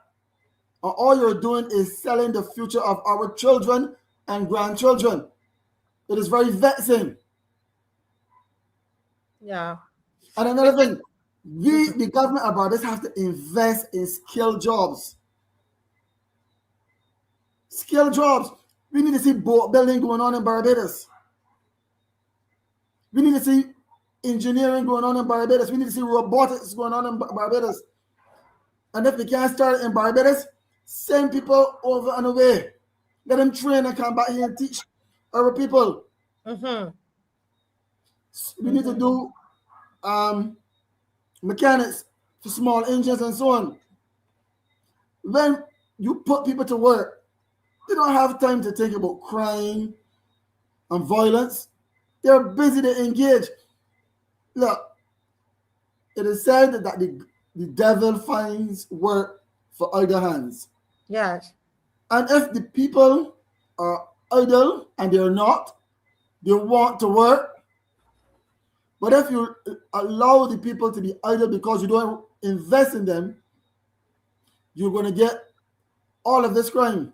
If you look at the legacy of the Democratic Labour Party, we are known for instituting free education, free school meals, free healthcare, and the list goes on, because we believe in our people. We have always invested in our people.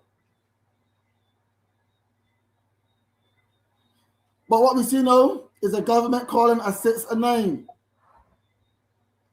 We are not seeing value for money, for the amount of money that is being borrowed. Mm-hmm. And that is the big issue.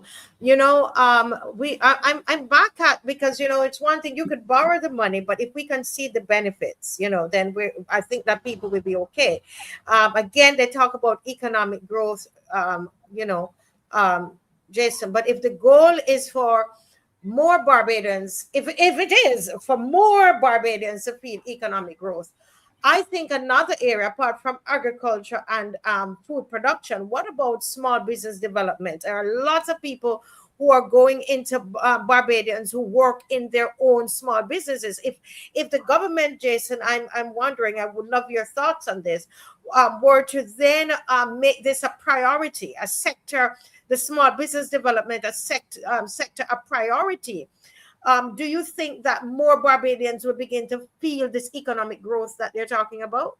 Ms. Weeks, the truth is there are a lot of programs that small enterprises and medium enterprises can go and get loans or grants. The problem is the bureaucracy. Mm-hmm. Come on to this program. It's not easy. You can borrow 25,000, you can borrow 5,000, you can borrow 10,000, and when you get there, it feels as though the money is for friends and family. You have so much bureaucracy that at the end of the day, you're frustrated. So even if you started, if your father or your mother lent you $5,000 to start a valet shop or a clothing store or a barber shop, whatever, you know that money is going to take you for the next 3 months. And the next 6 months now, by the 6th month, you are still waiting on the grant or the loan from one of these programs. Then you become frustrated. And I know a girl who was in that same position. She had a clothing store.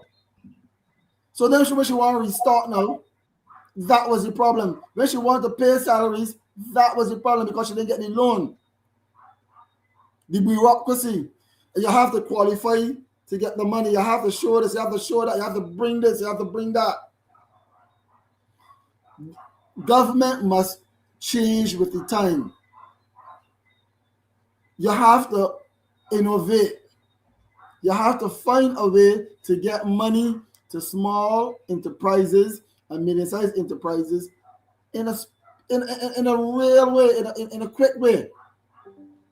You can imagine that you want to bring a taxi from Japan and you're doing all the paperwork and so on, and you have a deadline to pay the money, and you make an application to one of these government institutions for a loan or part of a loan, and when the time comes, the paperwork ain't finished, 2 months down the road, and then you're like a fool. So it's not that there are not programs in place or programs that government have in place. government must find a way. They have to fine-tune how they're going to get money in people's hands, that their dreams are not dissipated, that the dreams are not washed away or swept away because of the bureaucracy of government. Yes. Or because there's a level of corruption that only certain people seem to get through, and other people can't find or get access to money from government. And that's the problem. Sometimes people want to know where you live, how you just vote, who is your father. Yeah, or your my mother. God. In this day and age. But Jason, believe it or not, but when we're with you, the time flies so much. We're coming up. That's half already. We're coming up. I am not getting off the show tonight. No. I am moving. Yeah, no, because you're coming up to 9:10. Believe it or not. Good heavens. Yeah. So you have 3 minutes to say anything final that you have to say. It's been going great, actually. Great discussion. And then Reverend Ferdinand is right there in the. Someone asked if it's really so hard for locals. Look around. Why are there so many boys and girls on the block? Why is there so much crime? When you have a lot of crime, it means that the middle class is being wiped out. Remember, an economy is not based on the back of a government, The economy is based on those hundreds or thousands of small businesses. So you got 100 businesses employing 2 people. That's 200 people being employed. Right? And government must do something else too. Government must look at taxation. Right? Remember, again, we spoke and we said that government in 1 year collected over $227.5 million in fuel excess tax, which accounted for about 7% for that year. And that that study was done by the Inter-American Development Bank. And it says to me that if only 7% is $227.5 million, I think that's the figure, it means that you could probably consider lowering the fuel excise tax. Government should consider lowering the VAT. I mean, talking about how much money government borrowed, but somebody like to remind people of the other avenues that government could use to ease the burden. Because when prices are high, people feel the pinch or the squeeze. But we want to go back, and I want to remind you the amount of money that government borrowed. I said in 2018, government borrowed $290 million US.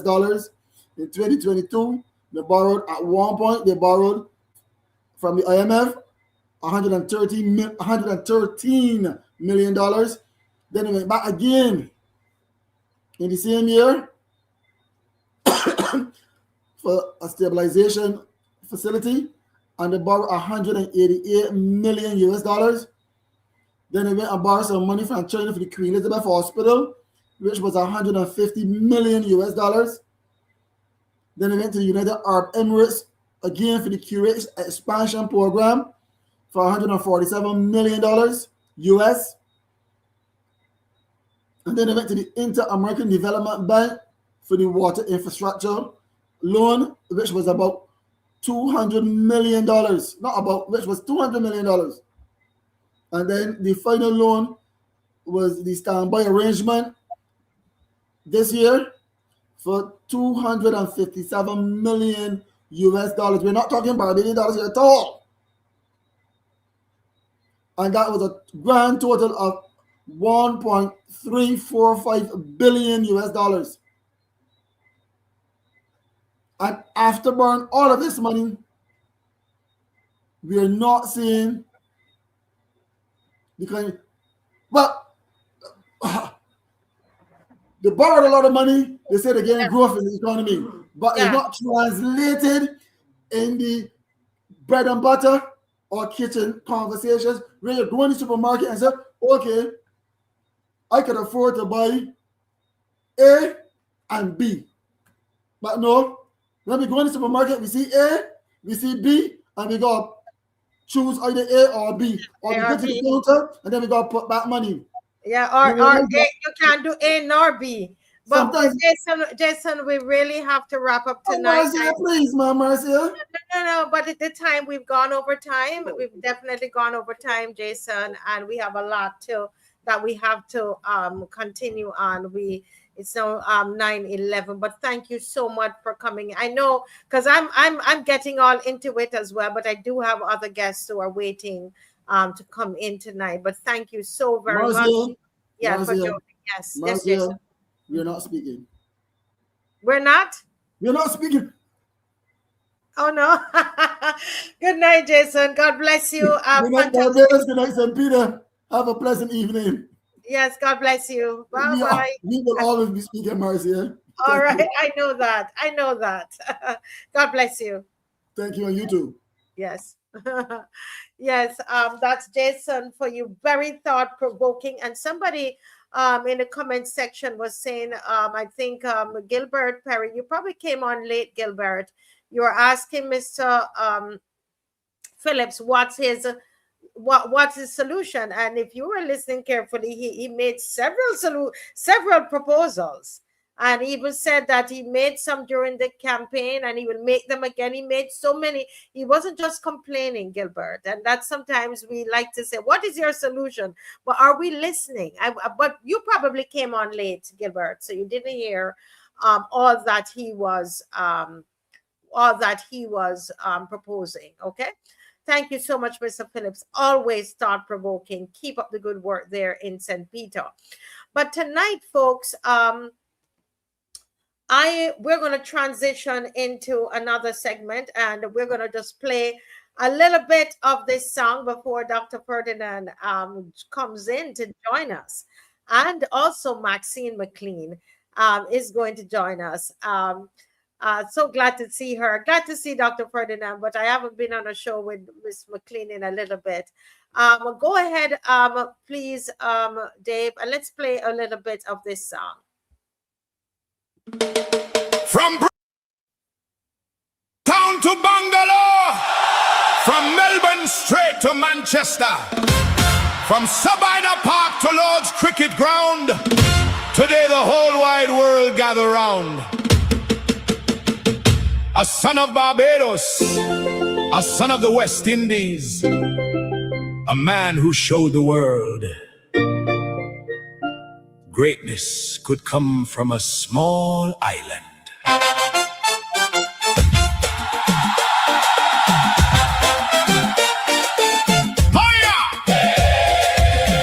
There is a garrison of tributes. Hear the voices loud and clear. For Sir Gary Sobers, a legend we hold dear. From the Caribbean islands to every distant shore, the bat may now be silent, but his greatness lives forevermore. He came from a little island, but he played a giant role, with courage in his cricket and a fire in his soul. They watched him with the bat boy, they trembled when he bowled. A master in the field, yes, a story to be told. 365, a record standing tall, 6 sixes in an over, a memory for us all. There is a garrison of tributes, hear the voices loud and clear. For Sir Gary Sobers, a legend we hold dear. From Bridgetown to Kingston, Port of Spain to Georgetown, the Caribbean raising voices as we lay our hero down. But greatness was not only the runs that filled the score, it was the gentle spirit that opened every door. No matter all the honors, the fame and all the praise, he walked with quiet dignity through all his golden days. A quiet Caribbean colossus, a gentleman through and through. The world saw a champion, but we knew the man we knew. Hey! Hey! Hey! Hey! Hey! Hey! Fire! Hey! Fire! Fire! They spoke about his cricket and every mighty feat. The cover drives like poetry, the bowling so complete. But listen to the people, listen to the elders say, Sir Gary gave our children a reason to dream today. For every little youngster who picks a bat and runs, he planted seeds of greatness under Caribbean suns. They say Sir Donald Bradman called him the greatest name, but long before the numbers, we already knew the same. Our calypso men were singing, our storytellers knew the pride of Barbados was the pride of all we grew there. Wow, what a beautiful song. This is a beautiful song. Oh my goodness. Welcome to Miss Maxine McLean and hello, good evening. Can you hear me? Yes, hear you loud and clear. Well, I saw the song thing moving up and down, and I said beautiful. Yes. Oh, Loud you're getting all technical on me now. You're getting all technical on me. No, I don't know what happens. I mean, sometimes I figure these are gremlins that are not of my making. Let me leave it there. They need to be cast out. They need the anointing oil, you mean? not Crisco. Not Crisco oil. The anointing No. Well, it's a pleasure. Good night, Dr. Ferdinand. What a beautiful song. I only wanted to play a little bit of it, but I found myself swaying, and it's beautiful, isn't it, Dr. Ferdinand? I know you're into music. Yes. Good evening to everyone, and it's a real joy to be with all of you. Good night, Maxine. A pleasure to have you here Good again. seeing both of you and again. to be with you all together. I haven't had this privilege for quite a while to be with the two of you. That's true. Yes, I was listening to it and I was doing my own swaying as well. It's beautiful. And, Dr. Ferdinand, I thought of inviting you because people had been messaging me and telling me what a fantastic show you hosted on Friday night. Because, I tell you, nowadays I try not to listen because then I don't get to rest. Miss McLean knows what that means. I literally try to fall asleep in that time so I can rest my body, right? But I get reports of it, and as I'm in the house, Dave is working, so I hear stuff, and I heard that it was fantastic. Let me just congratulate you, Dr. Ferdinand, on a fantastic show. And people were sending me messages today, calling me and so on. And it's an honor to have somebody that I can go to sleep and allow you, you can do the show. And I know sometimes you have Miss McLean on because we put the heavy hitters. We're trying to put the heavy hitters with you to make sure that you're good. But she had some issues, which we can't say all of that now. And she wasn't able to come on for Friday.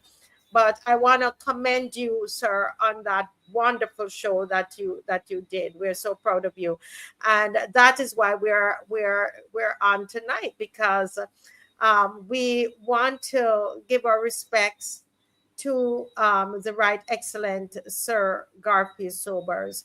Miss McLean, doing the Barrow film, I have to go back to that. I don't think that I would be doing this show tonight if I or this type of show if I had not done the Barrow film. Because doing the Barrow film, I was able to research Barbados and research Sir Garfield Sobers, because we have, I know Dave will find a clip, a wonderful clip, as he's speaking about Errol Walton Barrow. And through that experience, Dr. Ferdinand and Maxine McLean, I was able to meet Sir Garfield Sobers, and that was a wonderful moment because we had to interview him for the film. And you didn't know this, Miss McLean, and probably Miss Dr. Ferdinand didn't know that, but don't know this as yet. But I actually, after Errol Barrow's writing the Errol Barrow film, I have a full script on the Right Excellent Sir Garfield Sobers. And it took me months. And I can remember this coffee shop in Christchurch. I used to sit there go and buy a cup of coffee. That's when I used to drink coffee. And I would sit there and, they knew that I come in and I had a quiet space, and that's where I wrote. It's a 90 minutes, almost 100 minutes documentary that I wrote on him, and just fell in love again with Barbados and with Barbadians. And I think those experiences of, researching and writing, causes me, when I think of, I wasn't born here, but I'm connected, is what I'm trying to say, to who these people are, because of what they've given to Barbados. Miss McLean, as you think of Sir Gary, as we will say sometime affectionately, what's the main thing that comes to mind?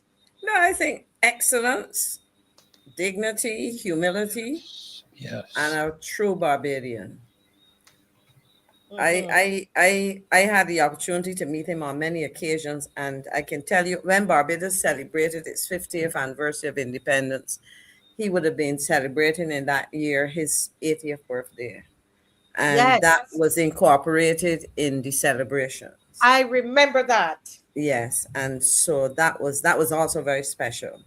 I was fortunate also to have taught one of his sons at UW and so and his niece Natasha, Natisha, I think it's Natisha, and so you realize that this is a Barbadian, as I said, who epitomized the best that he could be, and we would have wanted in a Barbadian, and so he was a world figure.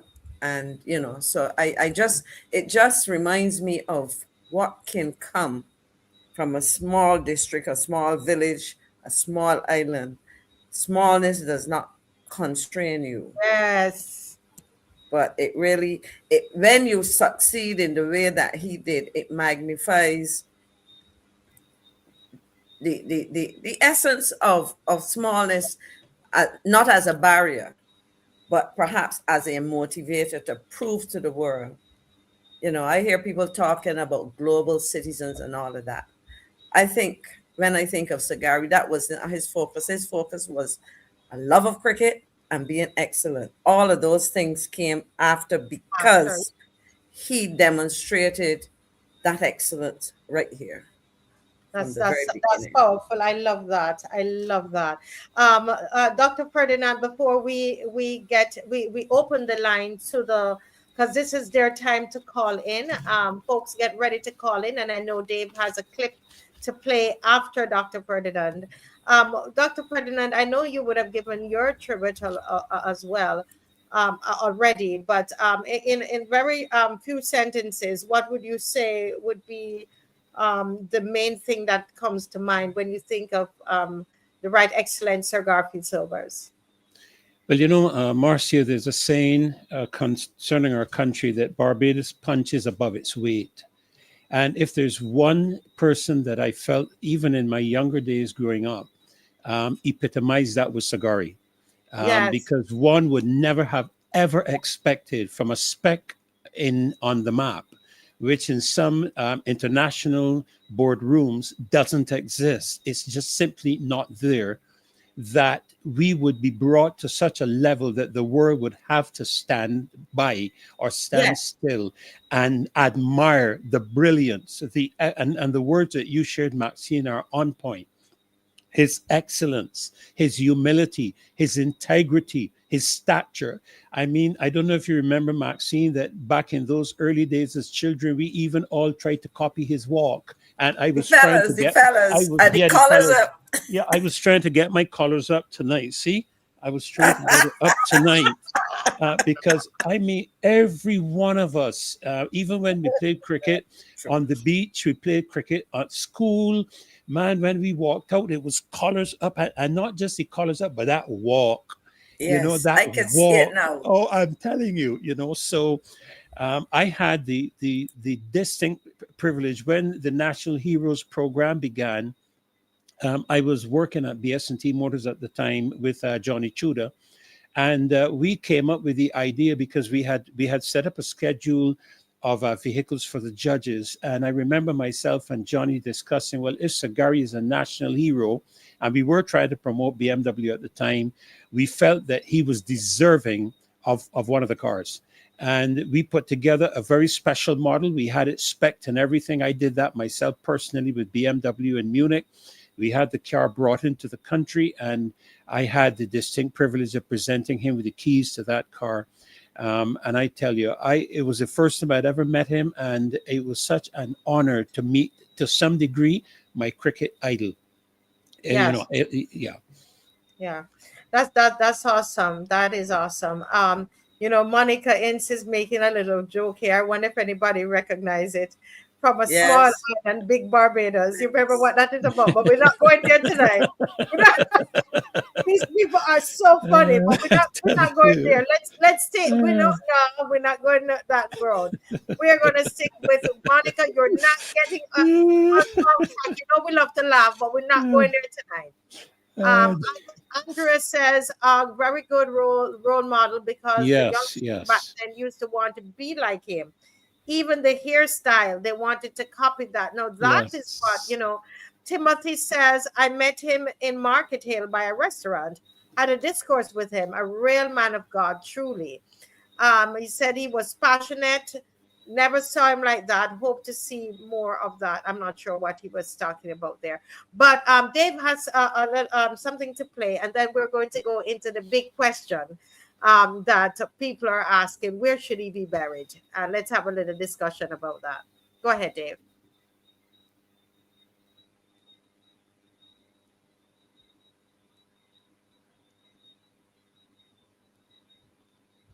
Yes, we can't hear. Okay, I think I know why. Because I think it was magnificent. Okay, Dave, can you start it from the top? Thank you. Because I think it will go very. Okay, so let's set this up, Dave. We were in England. Irrespective of whether you're Barbadian or whether you're British, UK, whatever, because it is an important moment in history. Oh, it was wonderful to be there, and I wish it all the best, because I think it will go very far. When people see this, they're going to really salute it, because I think it was magnificently done.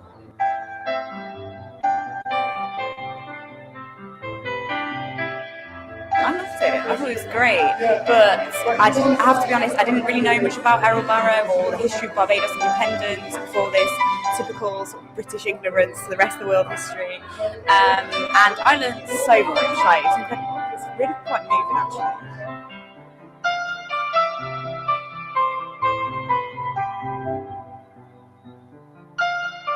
I think it's going to be an eye-opener, because everybody knows about Barbados. Everywhere I go, I say, I'm going to Barbados. People, yes, I've been there, but I don't think they know of the passion and the depth and the warmth that's behind it. And I think this film is going to bring that out, and people are going to want to go back again.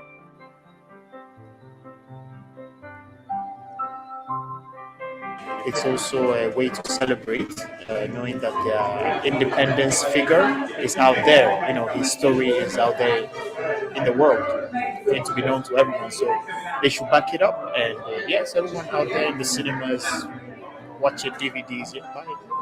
I would say never forget that behind, in every nation, no matter what size, how big, how small, there is a story, even our own, but for this sort of not necessarily tiny island, but compared to the US and what even Britain, the story is just incredible. So I'd say to people, don't ever forget that. So I think just to get the next generation talking, really, that Barbados is more than just sending our millionaires over there for their summer holiday.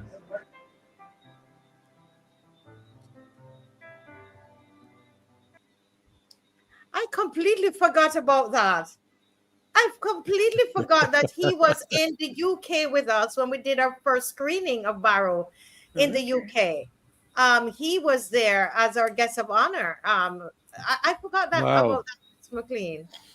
Well, yeah. I was going to say perhaps, you need to go back and look at some of your footage. And Yes, and while you may not, well, I will say this, you will not be blowing your own trumpet, even though you should.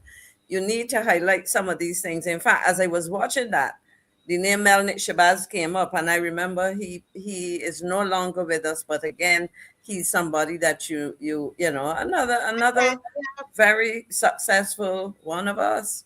So, but I'm glad that Dave remembered, because you didn't remember that. No, I don't, because I don't, you know, I only remember Dr. Ferdinand interviewing him, but I didn't remember this event. I was like, why is he playing it? That's the two of us there.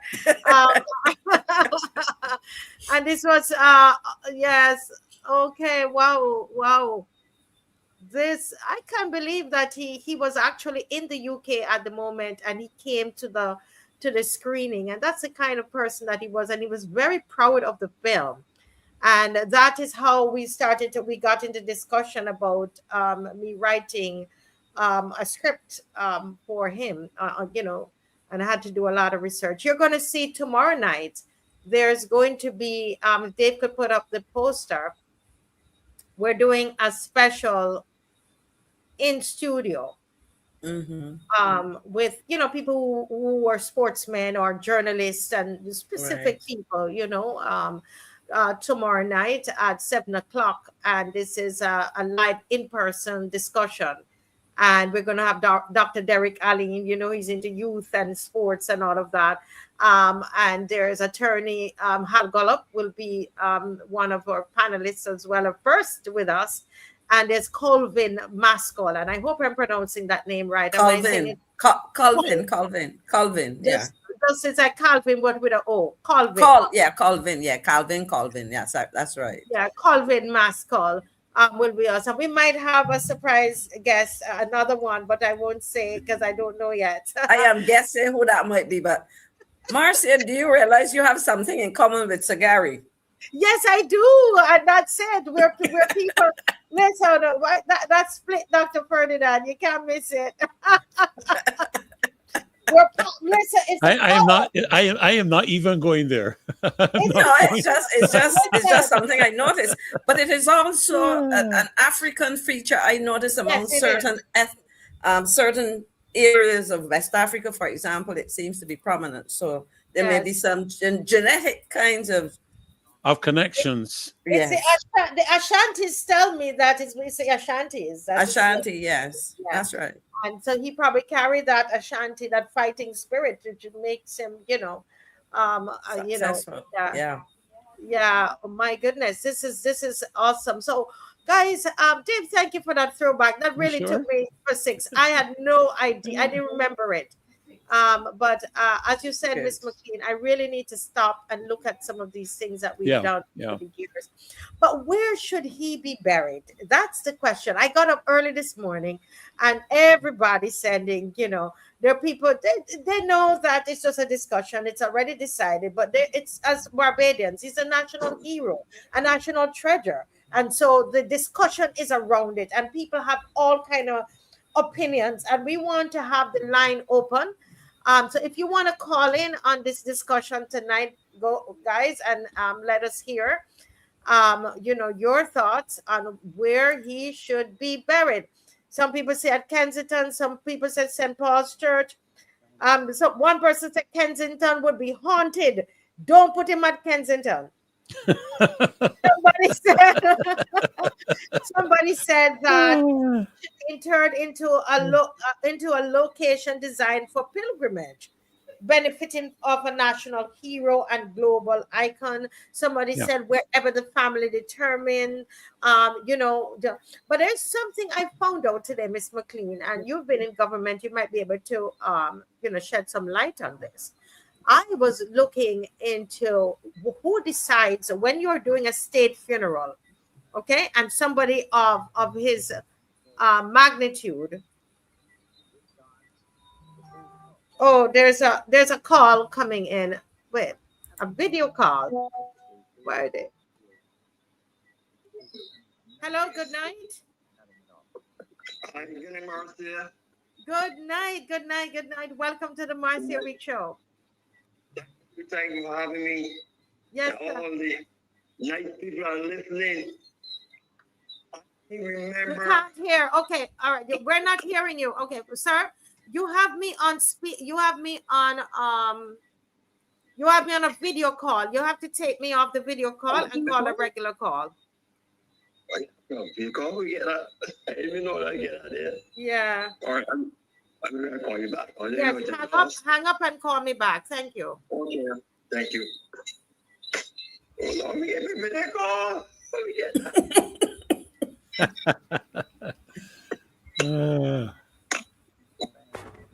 All right. His hand probably does. That's why I noticed something was funny when I saw the call. But as he's getting ready to call back, I was saying that I realized that once you're doing a state funeral for like a national hero, there's a lot of consultation that happens between the family and the state because of who that person is. And it's not just because I thought that it was only just what the family, someone told me their child, they had a child who had an official funeral, and all they chose were the hymns.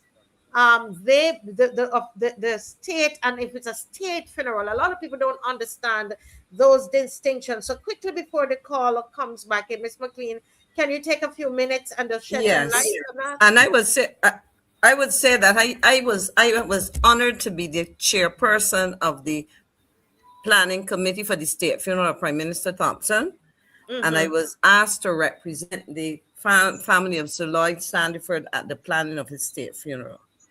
And if what I'll do is to share what happens, because I'm hearing the person. I'm sorry, Miss McLean. I know I know how that is, but just hold the thought there. Let the caller come in.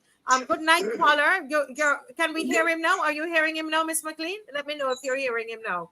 Thumbs up if you're hearing him. Good night. Good night to everyone. Yes, we're hearing you. Go right ahead, sir. It's a pleasure. Thank you. Yes. I am calling to let you know the first time I saw Gary Sobers play cricket. Yes, sir. Was in 1965.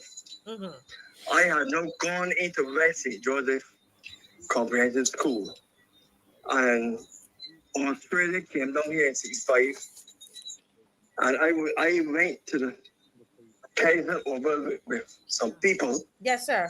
And in that time in 65, the schoolboy stands were built with scaffolding with tarpaulin at the top.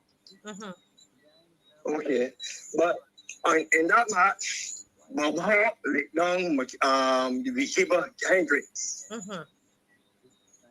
Hendricks and Sobers were batting together, and Hawk let down Hendricks. And Sobers was at the other end, just propping on his back, like nothing happened. Then he walked up, the big stretcher, and carry off Hendricks. When we got Gollop, they put the gloves and the pads on nurse to be the key. And Hall came down from the far end, first ball. Sobers at that second slip, Kenny at first. I don't remember where the other people were. And the first ball, Hall ball, when Kenny come across to stop it, it was hitting his like screaming about back. And Sobers exchanged positions with Kenny. Sobers went the first slip and put Kenny at second. The second ball, the same thing happened. I saw Sobers make a somersault.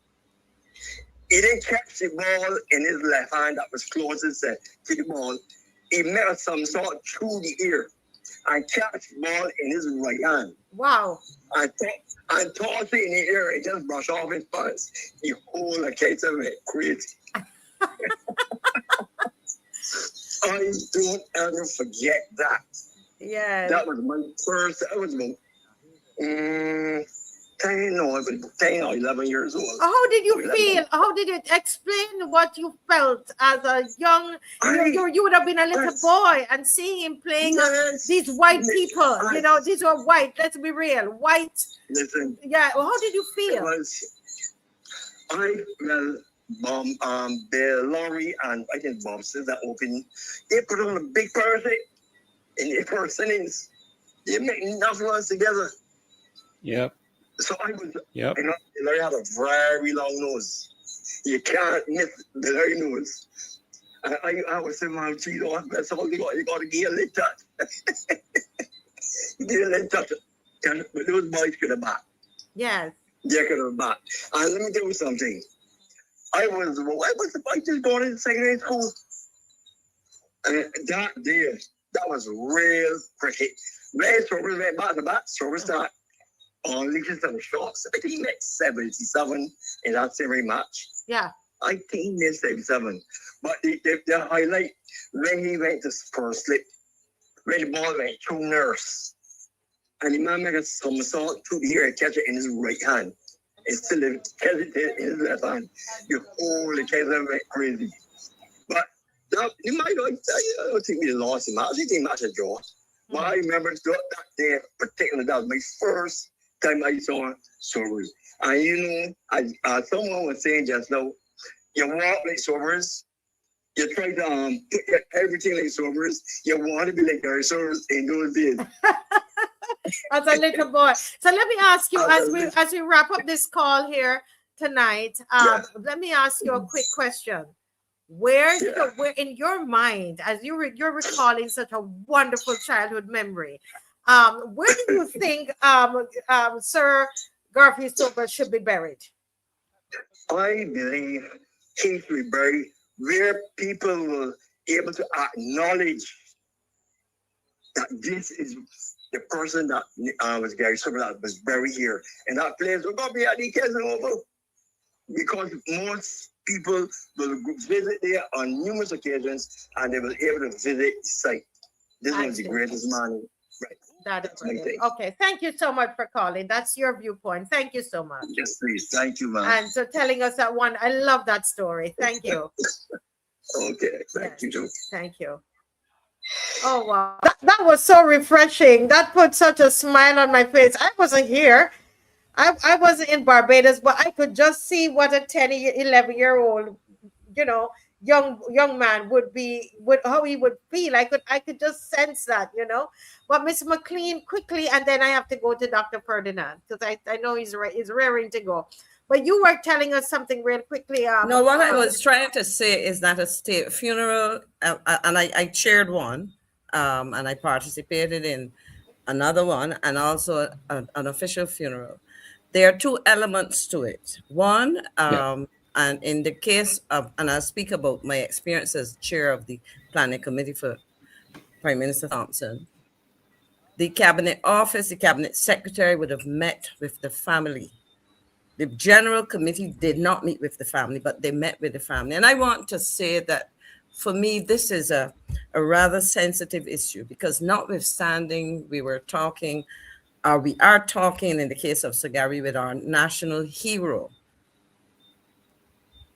Children have lost their father, siblings have lost their brother, and so on. And that sensitivity cannot be minimized. I think that is it. And that is why the planning process is carried out the way it is done. Because at the heart of this is the need to balance what would be the demands of the public, because we are hearing it should be here, there, or wherever.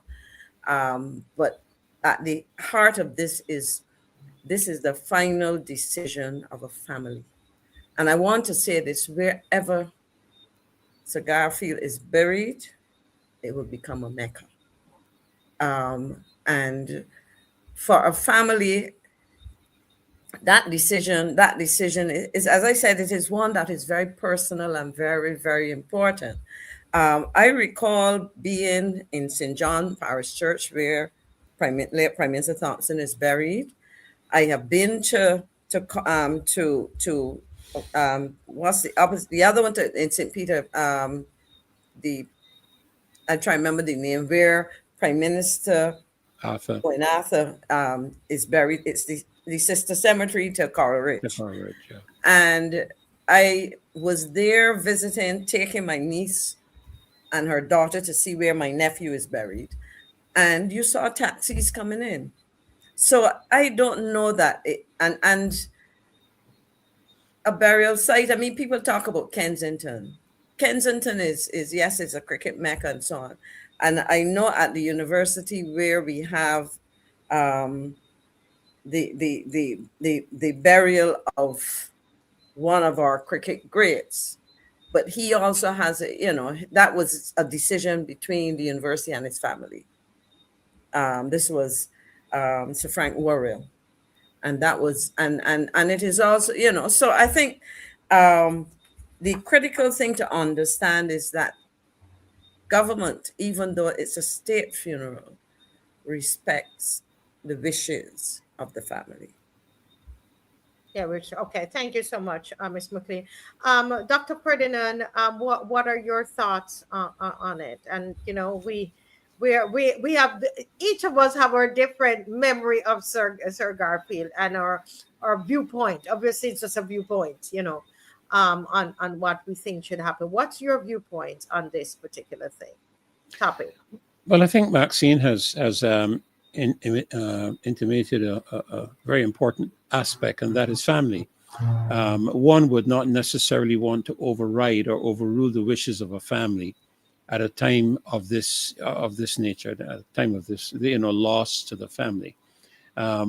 Even in terms of, as a minister of religion, I presided over many funerals. I've had to meet with family members. I've had to sit and go through the preparation of the hymns and the order of service and all these different kinds of things. And no one would want to overrule the wishes of the family. Mm-hmm. But that doesn't change how people feel about Sir Gary Sobers. We also must keep in mind that he's not simply a national hero. Sir Gary is an internationally recognized goodness. I'm at a loss of words to describe how the world sees him. Not just the people of Barbados. You're talking about people in India, Pakistan, Australia, England, all around the world. And you're not only talking about cricketers. You're talking about country leaders that have met him and have interacted with him.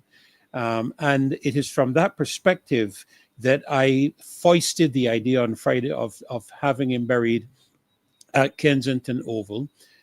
Again, I don't know what the wishes of the family are concerning matters like cremation and this type of thing, because in some instances you could have if it is a matter of a cremation, the ashes can be placed there or wherever. But at the end of the day, I think we would all want to honor the wishes of the family. But as I said, it doesn't change how we feel about what he has contributed, not only in the realm of cricket. And I want people to really think about this. When we look at the descriptions that we are hearing, Maxine, you expressed some of them, the aspects of excellence, humility, intake. I mean, these are the characteristics of a great, great, great man. And I think what everybody in the world would have recognized about Sir Gary is something that we find difficult to find in people of his stature today, and that is the matter of humility. And as a result of that, I really felt that, and I still do feel that, even to some degree, renaming the Kensington Oval. I mean, we've been renaming things around the country. We've affixed certain names, and I believe the stature he carried in the world, not just as a cricketer, but in the world as an international figure out of Barbados, merits that perspective and merits that position. In terms of the aspect of, you mentioned Maxine, I'm thinking pilgrimage when you mention wherever he's buried. I mean, to be honest, that is a fact. I don't care where he's buried. I think people will make a pilgrimage where he is concerned. It actually could become a very significant tourism attraction to the island of Barbados if it is managed well and if it is handled sensitively. But again, his association with the Mecca of Kensington is why I feel that would be most appropriate for him to be buried there. Yes. Or if I may say, even if he's not buried there, for something placed there to do with him. I think there, if I stand could be corrected, there's a statue of him at the roundabout, right? At the as you come up. I would move that from there. And I would carry that statue, if he's not going to be buried at Kensington, I would move that statue and carry it to Kensington Oval. and put it at Kensington Oval. That is just my Yeah, personal there is view. a statue there at Kensington Oval, isn't there, Ms. of McLean? Yes, there's a statue. Do there's you one remember there used to be Oh, one, right. and they moved it there, and Okay, therefore, persons will. I mean, you see people posing by the statue taking photographs, but people will also go to Coral Ridge Yeah, to they pay their will. respects. And let me thank Marion Cox for reminding me that is Mount Pleasant Memorial Gardens. Yes. Where, Prime Minister. Where Prime Minister Arthur is buried. Arthur is buried. Yes. Mount Pleasant. Okay. Yes. That's in St. Peter. Right. Yes. Well, let me remind everybody watching that tomorrow we will have a special live in session tomorrow, discussion Sir Gary, and this is our spin on it. I do have 2 excerpts we're working on out of the script that I wrote on him. I never made it into a movie, but I have 2 excerpts that we are going to do just for educational purposes. Tomorrow, Michelle is working on it and trying to put something in days together, 2 5-minute segments from that film script we're going to do tomorrow. And we have Dr. Derek Alleyne, who actually it's his idea, I must say. Let's give Jack his jacket. Dave, if you could get the flyer back up. But Dr. Derek Alleyne, it's his idea for us to have a special night for the Right Excellent Sir Garfield Sobers. And so we chose Monday night, and it's going to be in studio. We have seating for 20 persons, for a live studio audience of 20 persons. And if you want to give a tribute, just give me a call and reserve your space. All right. So reserve your space there that you can take that microphone and you can, in 30 seconds, you can say what you want to say about Sir Garfield Sobers. All right. The Right Excellent Sir Garfield Sobers. So that's tomorrow night. And it's going to be a special broadcast. It is going to be live right here on the Marcia Week Show.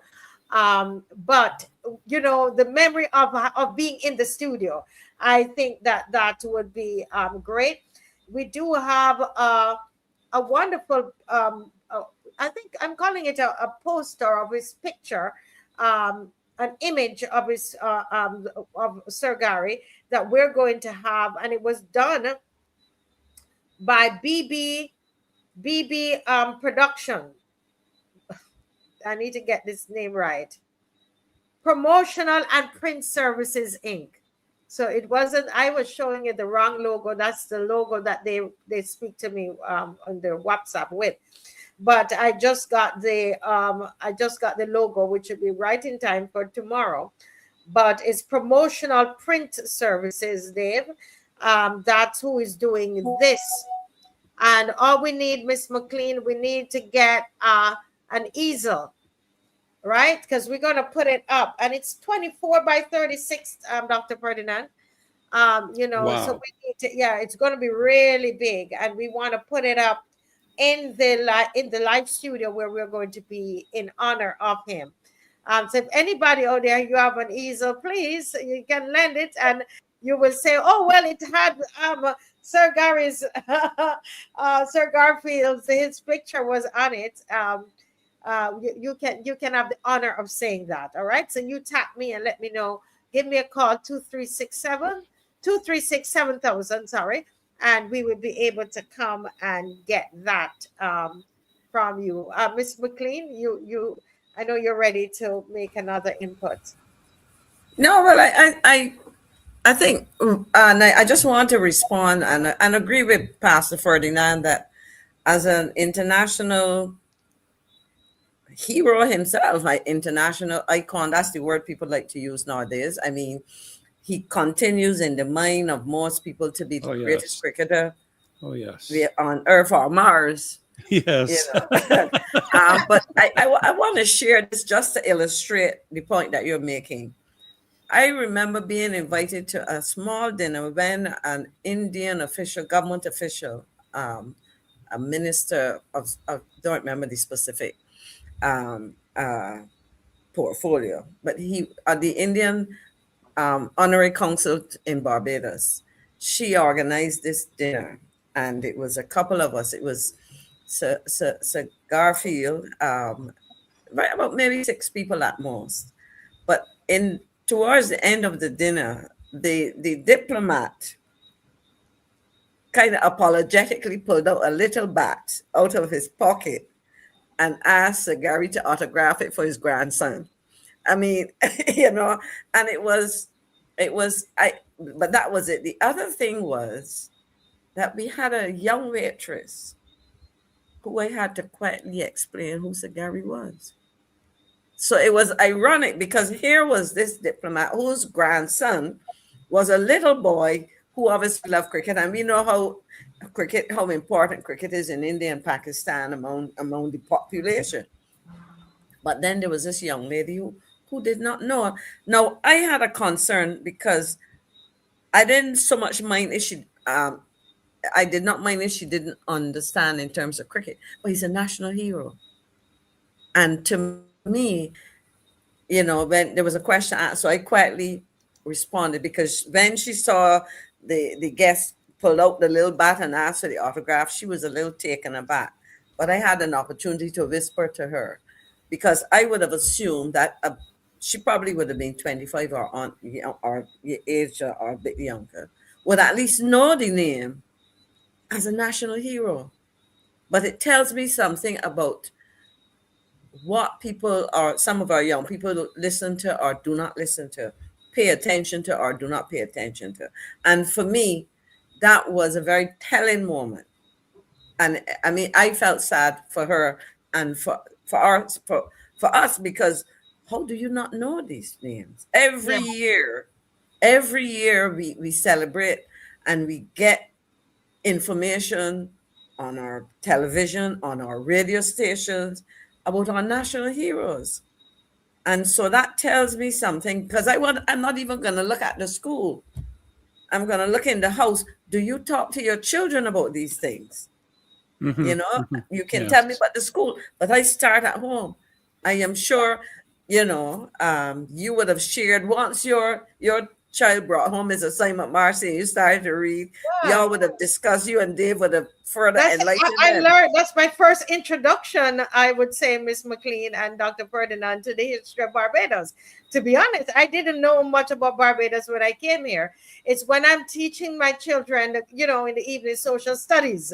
Right, as I learned about everybody. Oh, he could cook. He was a pie. Oh my goodness! You heard about because you in Jamaica you hear about Garfield SOBERS, but you don't really understand it until you get here. Much about him, and to the point where I tell you, my son Dan Jamal, and I have to say this now. I don't. If somebody sees that I'm bragging on my son, yes, I am right now. And you should. Absolutely. I am right now, and I give God the praise. Dave would say, because we don't like to boast, but I just want to say, to acknowledge that Dan Jamal did a movie on cricket. I don't know if you remember that, Miss McLean. Yes. And he won an award at the festival. Independent Film Festival. Yes. At the same time that we were showing, and that's my eldest son, Dan Jamal Weeks, and he only just sent me the link that we didn't even show that where he interviewed Sir Gary as well, and he won an award for that film on cricket. So as you were talking about children and passing on that, he could remember after he's here now, and he said, oh, but remember I did a film with him, I interviewed him. He remembers. Please find part of it for tomorrow night. Yes, that's a good idea. I agree with that. That's the thing about it, Dave. We don't remember these things. We don't. Honestly, how it is. You put your head down and you just work. And that's it. But believe it or not, it's 10 o'clock, and we're not pulling a Dr. Ferdinand tonight. We're finishing on. I'm gonna say like Jason, I'm not leaving this show. Well, the only problem there, Maxine, is when the power to remove you is in somebody's hands. You don't even have to leave; they leave you. All we're gonna do is end the stream, and you will stay over here and talk. You will leave Time flies when you're doing something of substance. Oh yes. Oh yeah. And having fun doing it too. But again, to Marcia. Again, Marcia, a lot of these memories that we have of Barbadians, great Barbadians that have contributed significantly not only to the development of the country, but placed Barbados on the world map. I want to make it clear, with all due respect, the current Prime Minister is not the person who places Barbados on the map. Barbados was on the map a long time before her administration in a big way. She has carried on the tradition of keeping Barbados on the global scene. But when you think of some of our great people, even though he may not be recognized in the realm of sports, I think of people like Charlie Griffith. I think of people like Conrad Hunt. I think of people like Wes Hall. All of these are great cricketers. And of course, you would big up your son, but I will also big up my sister, who put Barbados on the map and the Olympics, along with, I don't recall his name right now, but one of the first Barbadians to win an Olympic bronze medal for Barbados. Gosh, Maxine, I can see you thinking. But I'm trying to remember his name from yes. Obadele Thompson. Oh, no, Marcia. No. This is long before Obadele. Long before, really? yes. He was from St. Philip, right? He was from St. Philip. Yes, he won the first medal for Barbados, and it was a bronze medal. The name is. I don't know about him. Yes, oh yes, and you have some homework to do. Yes, you're not going to go research that. Oh yeah, I can see his face. I can see his face. I can hear his voice. Yeah, me too. I saw him just the other day. Somebody said Jim Wedderburn. Jim Wedderburn. Yeah, Jim Wedderburn. Jim Wedderburn. That's right. Jim Wedderburn. I never heard of him. Yes. You have some homework to do. We are old, Marcia. But you know what? In Jamaica, this is where I tell you, I'm going to give you all a spanking in Barbados over this. He should be a statue when you're coming in. When you come in, we need to see Jim Wedderburn over there. Oh yeah, our first ever Olympic medal. His name. Yeah. You see what I mean, Miss McLean? Yeah, we should be on here trying to remember his name. Yeah. Precisely. But just to close the point there, Marcia, Barbados has been on the map. And I was saying, my sister Frida has represented Barbados at about, I think, 3 or 4 Olympics. She's not won a medal, but she was. And here's the thing. She was actually at one stage the world record holder for the 60 meters dash or 60-yard dash. And so Barbados has been on the map by a number of different people, not just politicians either, that have made this country great. And I think it would be wonderful if this history could be captured somehow, somewhere, and maybe brought into our schools as a part of that social educational aspect of our young people, because we are losing it and losing it quickly. Awesome.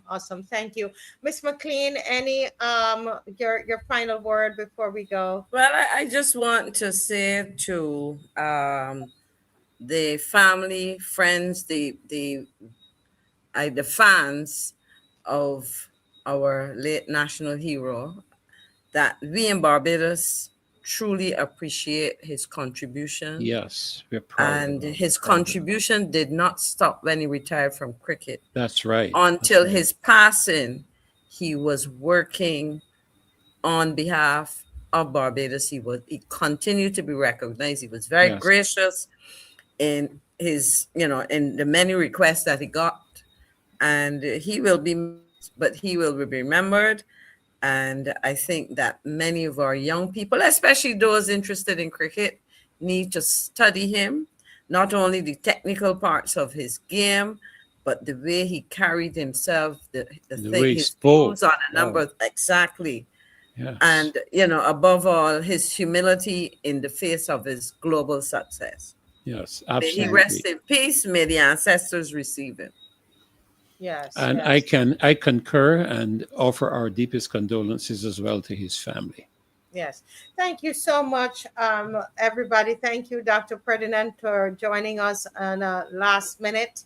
And Ms. McLean, thank you for making the sacrifice to be on tonight. And we're looking forward to have you on some full shows as everything, when everything comes back to the norm. Yes. Well, I am around. Barring anything, things are looking much better. So okay, I wonderful. should be around. I should be free to move up to focus. Put it Yes, that way. I understand. I understand, and we want you to take care of yourself Will as do. well. Yes, Trying. yes. I'm doing the same. Well, thanks to everybody who participated. What a lovely show it was. Put a lot of smile on my face. Thank you, Dave, for digging up that video that I clearly forgot all about it. And thanks to everybody. Jason, I tell you, Jason loves this show. We had to pry him off the show. Miss McLean is a troublemaker. But Jason, I'm not leaving here. I know, I'm not leaving. Dear me. All right. Good night to everybody. And I hope to see some of you tomorrow. Give me a call, 236-7000, so I can make that special arrangement for you to be in the studio. Okay? 236-7000. God bless you all. Have a good night. Thank you. Good night. God bless. Bye-bye.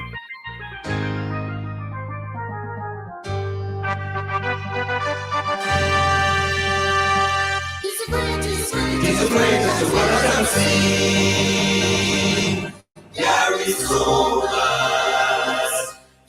Sobers, from the era.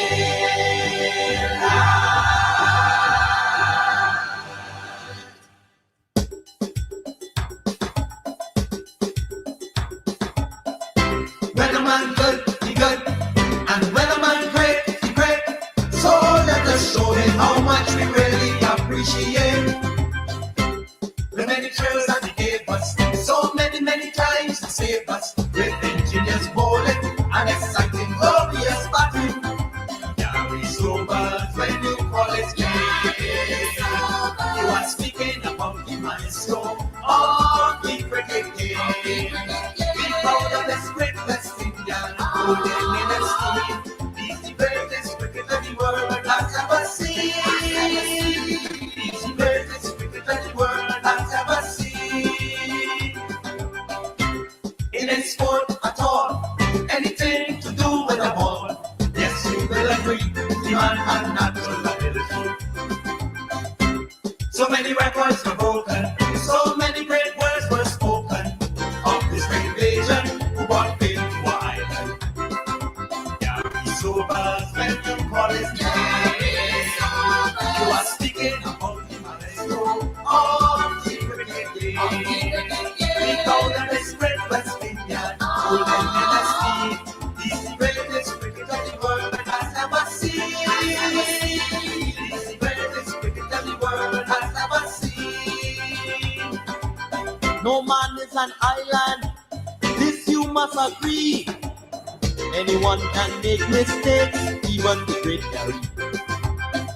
But look at the times he saved us. So many great innings he gave us. But you will find he was a legend in his own time. Gary Sobers, when you call his name,